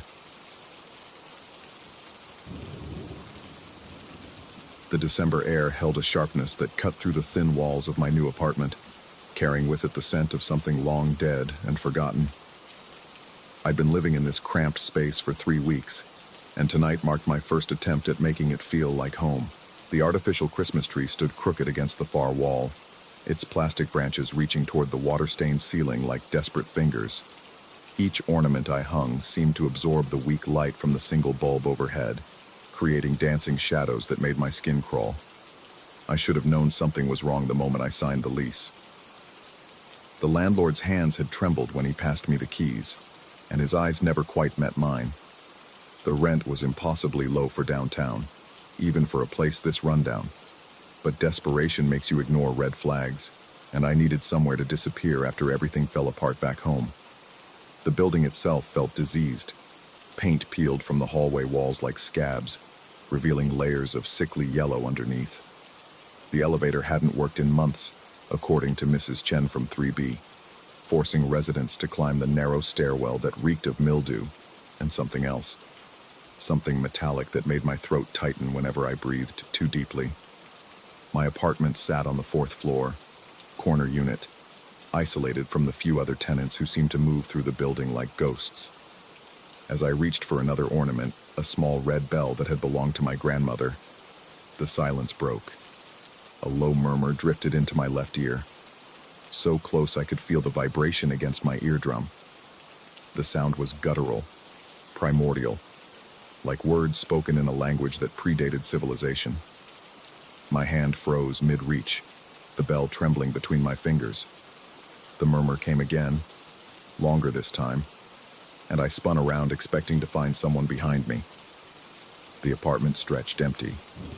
My heart hammered against my ribs with enough force to make my shirt flutter. I pressed my palm against my chest, trying to slow the frantic rhythm, but my pulse only accelerated. The silence returned, thick and oppressive, broken only by the distant hum of traffic 4 stories below. I turned back to the tree, convincing myself it had been pipes settling or wind through the old window frames. But as I lifted the ornament toward a bare branch, my elbow brushed against something unexpected. The Christmas light I'd just hung swayed, and beneath it, pressed into the wallpaper like a brand, was a dark stain. My fingers found the ornament's hook and carefully removed the light. The stain became fully visible, a mark of pure black that seemed to absorb light rather than reflect it. At first glance it looked like soot or char, but as I leaned closer, the randomness resolved into deliberate lines. Curves and angles formed a symbol I didn't recognize, but that made something deep in my chest constrict with primal fear. The mark appeared freshly made, as if someone had pressed a burning coal against the wall moments before my arrival. But I'd been in the apartment all evening, and the wall had been clean when I started decorating. My hand reached toward the symbol, then stopped inches away. The air around it felt different, thicker, charged with an energy that made the hair on my arms stand at attention. I backed away from the wall, my legs suddenly unsteady. The ornament slipped from my fingers and shattered against the hardwood floor, the sound sharp enough to make me flinch. Pieces of red glass scattered across the room like drops of blood, catching the overhead light and throwing crimson reflections onto the walls. Sleep eluded me that night. I lay in my narrow bed, staring at the ceiling while every creak and groan of the old building sent adrenaline shooting through my veins. The symbol burned in my mind's eye, its twisted lines seeming to shift and writhe even in memory. Twice I got up to check the wall, convinced I'd imagined the whole thing. But each time the mark remained, dark and definite against the faded wallpaper. The murmuring returned at 3:17 a.m. I know the exact time because I was watching the digital clock, using its green glow as an anchor to reality.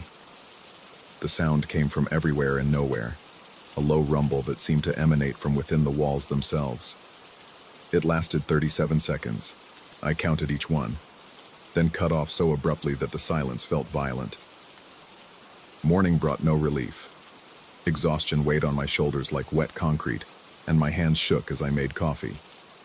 The symbol remained unchanged, but something about the apartment felt different.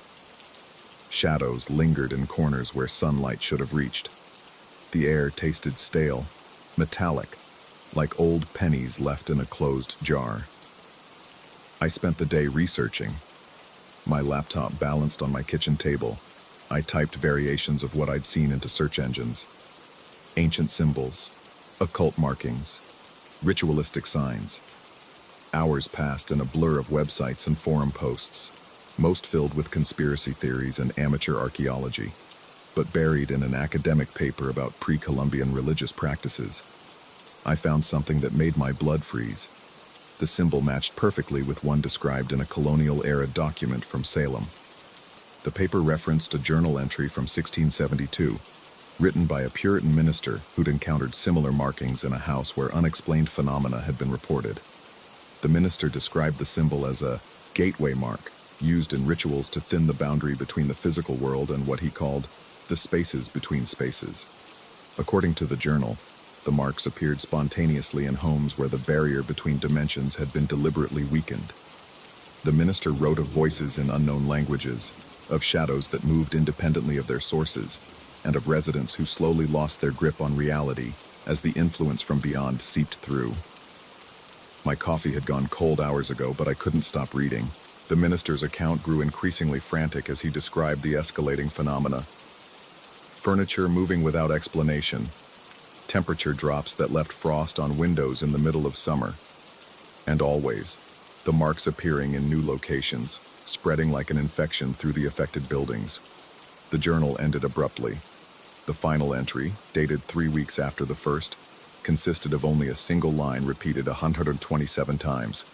It sees me, it sees me, it sees me. I slammed the laptop shut and pushed back from the table. My apartment felt smaller than before, the walls pressing inward like the chamber of a collapsing lung. The symbol seemed to pulse in my peripheral vision, demanding attention even when I deliberately looked away. That evening, I discovered 2 more marks. The first appeared behind my refrigerator, only visible when I moved the appliance to retrieve a dropped pen. This symbol was smaller, but more intricate, with spiraling lines that hurt to look at directly. The second manifested on the bathroom mirror, etched into the silvering like acid burns. When I breathed on the glass, the fog revealed additional lines, creating a pattern so complex my eyes couldn't follow its complete structure. The murmuring grew stronger each night. What had started as whispers became conversations in that guttural, alien language. I could hear multiple voices now, some deep enough to vibrate through the floor, others high and sharp like breaking glass. They seemed to come from inside the walls, from beneath the floorboards, from spaces that couldn't possibly exist. Sleep became impossible. Every time I closed my eyes, I felt watched. The sensation was so intense it was almost physical. A pressure against my skin, a warmth that shouldn't be there. I installed motion sensor lights in every room, but they triggered constantly with no visible cause. The bulbs burned out within days, leaving me in darkness broken only by the pale glow of my phone screen. By the end of the first week, I'd stopped eating regularly. Food tasted like ash, and my stomach cramped whenever I tried to swallow. My reflection in the bathroom mirror showed a stranger, hollow-eyed, pale, with skin that seemed too tight across my skull. The symbol on the glass had grown larger, its lines now covering nearly half the surface. I called the landlord, desperate for answers about the apartment's history. His voice cracked when he heard my address, and he claimed to know nothing unusual about the building. But before hanging up, he mentioned that the previous tenant had left suddenly, abandoning most of his belongings. The super, a bent man named Frank, who smelled of cigarettes and despair, was more forthcoming.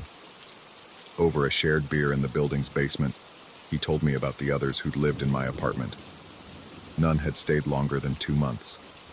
All had left without notice, sometimes in the middle of the night.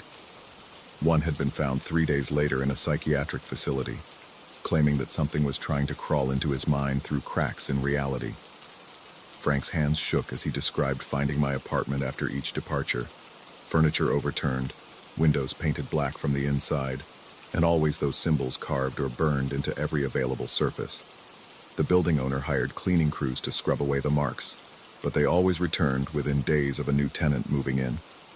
The basement conversation took place on a Thursday. By Saturday, symbols covered every wall in my apartment. They appeared faster now, materializing while I watched, lines burning themselves into paint and wallpaper and wood. The voices grew loud enough that I couldn't distinguish them from my own thoughts. Sometimes I caught myself responding to them, my lips moving around words in that impossible language. The boundaries of my perception began to blur. Shadows moved when nothing cast them. The temperature fluctuated wildly, ice forming on the windows one moment, sweat beating on my forehead the next. Objects relocated themselves when I wasn't looking. My coffee mug appeared in the refrigerator. Books arranged themselves in patterns that spelled out symbols. The bathroom faucet ran red water that smelled of copper and fear. I knew I should leave. Every rational part of my mind screamed for escape. But something held me there. A compulsion that felt foreign yet irresistible. The symbols seemed to pulse with life, drawing my attention, commanding my presence. I found myself tracing their lines with my fingertips, feeling the heat that radiated from them like brands fresh from the fire.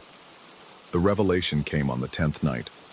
I was standing before the original symbol, the one behind the Christmas tree, when my vision suddenly sharpened. The mark wasn't burned into the wall, it was carved into reality itself. Through the gaps in its twisted lines, I could see something else. Another space, vast and dark, where things that shouldn't exist moved with purpose and hunger. They had been watching me through those cracks. Not malevolent entities from some hellish dimension, but something far worse. Aspects of consciousness that existed in the spaces between thoughts, in the gaps where sanity faltered. They fed on confusion, on the dissolution of rational thought, on the moment when a mind stopped trusting its own perceptions. The apartment wasn't haunted, it was infected. Each symbol was a wound in the fabric of reality, allowing these parasitic thoughts to seep through and nest in the minds of the residents. They didn't want to possess or destroy. They wanted to transform, to reshape human consciousness into something more compatible with their alien nature. As understanding flooded through me, I felt my grip on reality loosening. The voices weren't speaking to me. They were speaking through me, using my vocal cords to form words in their impossible language. My hands moved without conscious direction, picking up a kitchen knife and beginning to carve new symbols into the wooden floor. But in that moment of absolute terror, as I watched myself become a conduit for something inhuman, a spark of defiance ignited.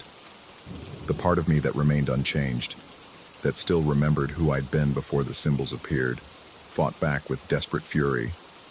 I couldn't destroy the marks. They existed beyond physical reality, but I could deny them what they needed. I could refuse to surrender my sanity, could choose chaos over the alien order they offered.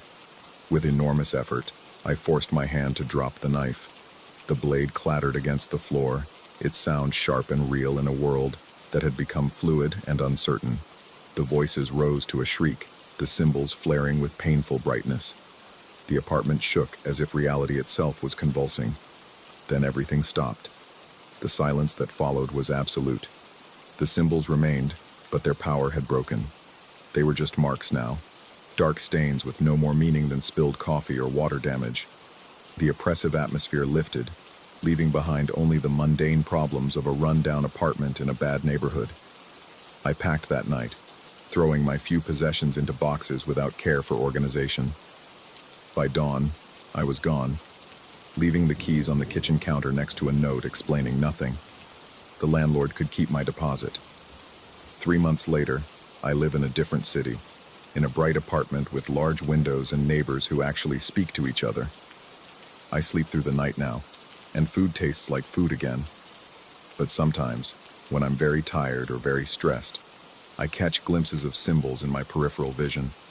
They fade when I look directly at them, but their presence lingers like an itch I can't quite reach. I've learned that some kinds of knowledge can't be unlearned. The things that exist in the spaces between spaces are still there, still watching, still waiting for the next person desperate enough to ignore the warning signs. They don't need to invade our reality. They just need us to invite them in. One symbol at a time, one broken mind at a time. The building still stands. Frank tells me they haven't found a tenant willing to stay in my old apartment for more than a week. The symbols reappear within hours of any cleaning attempt, and the murmuring starts again as soon as someone tries to sleep there. Sometimes I wonder about the others who lived there before me, whether any of them understood what was happening, whether any of them escaped with their sanity intact. But mostly I try not to think about it at all. Some doors, once opened, can never be fully closed again. The Christmas tree is probably still there, crooked against the wall, its plastic branches heavy with dust and the weight of something that should never have been awakened. And behind it, burned into reality itself, the first symbol continues to pulse with patient hunger, waiting for the next lost soul to stumble into its web of whispered madness.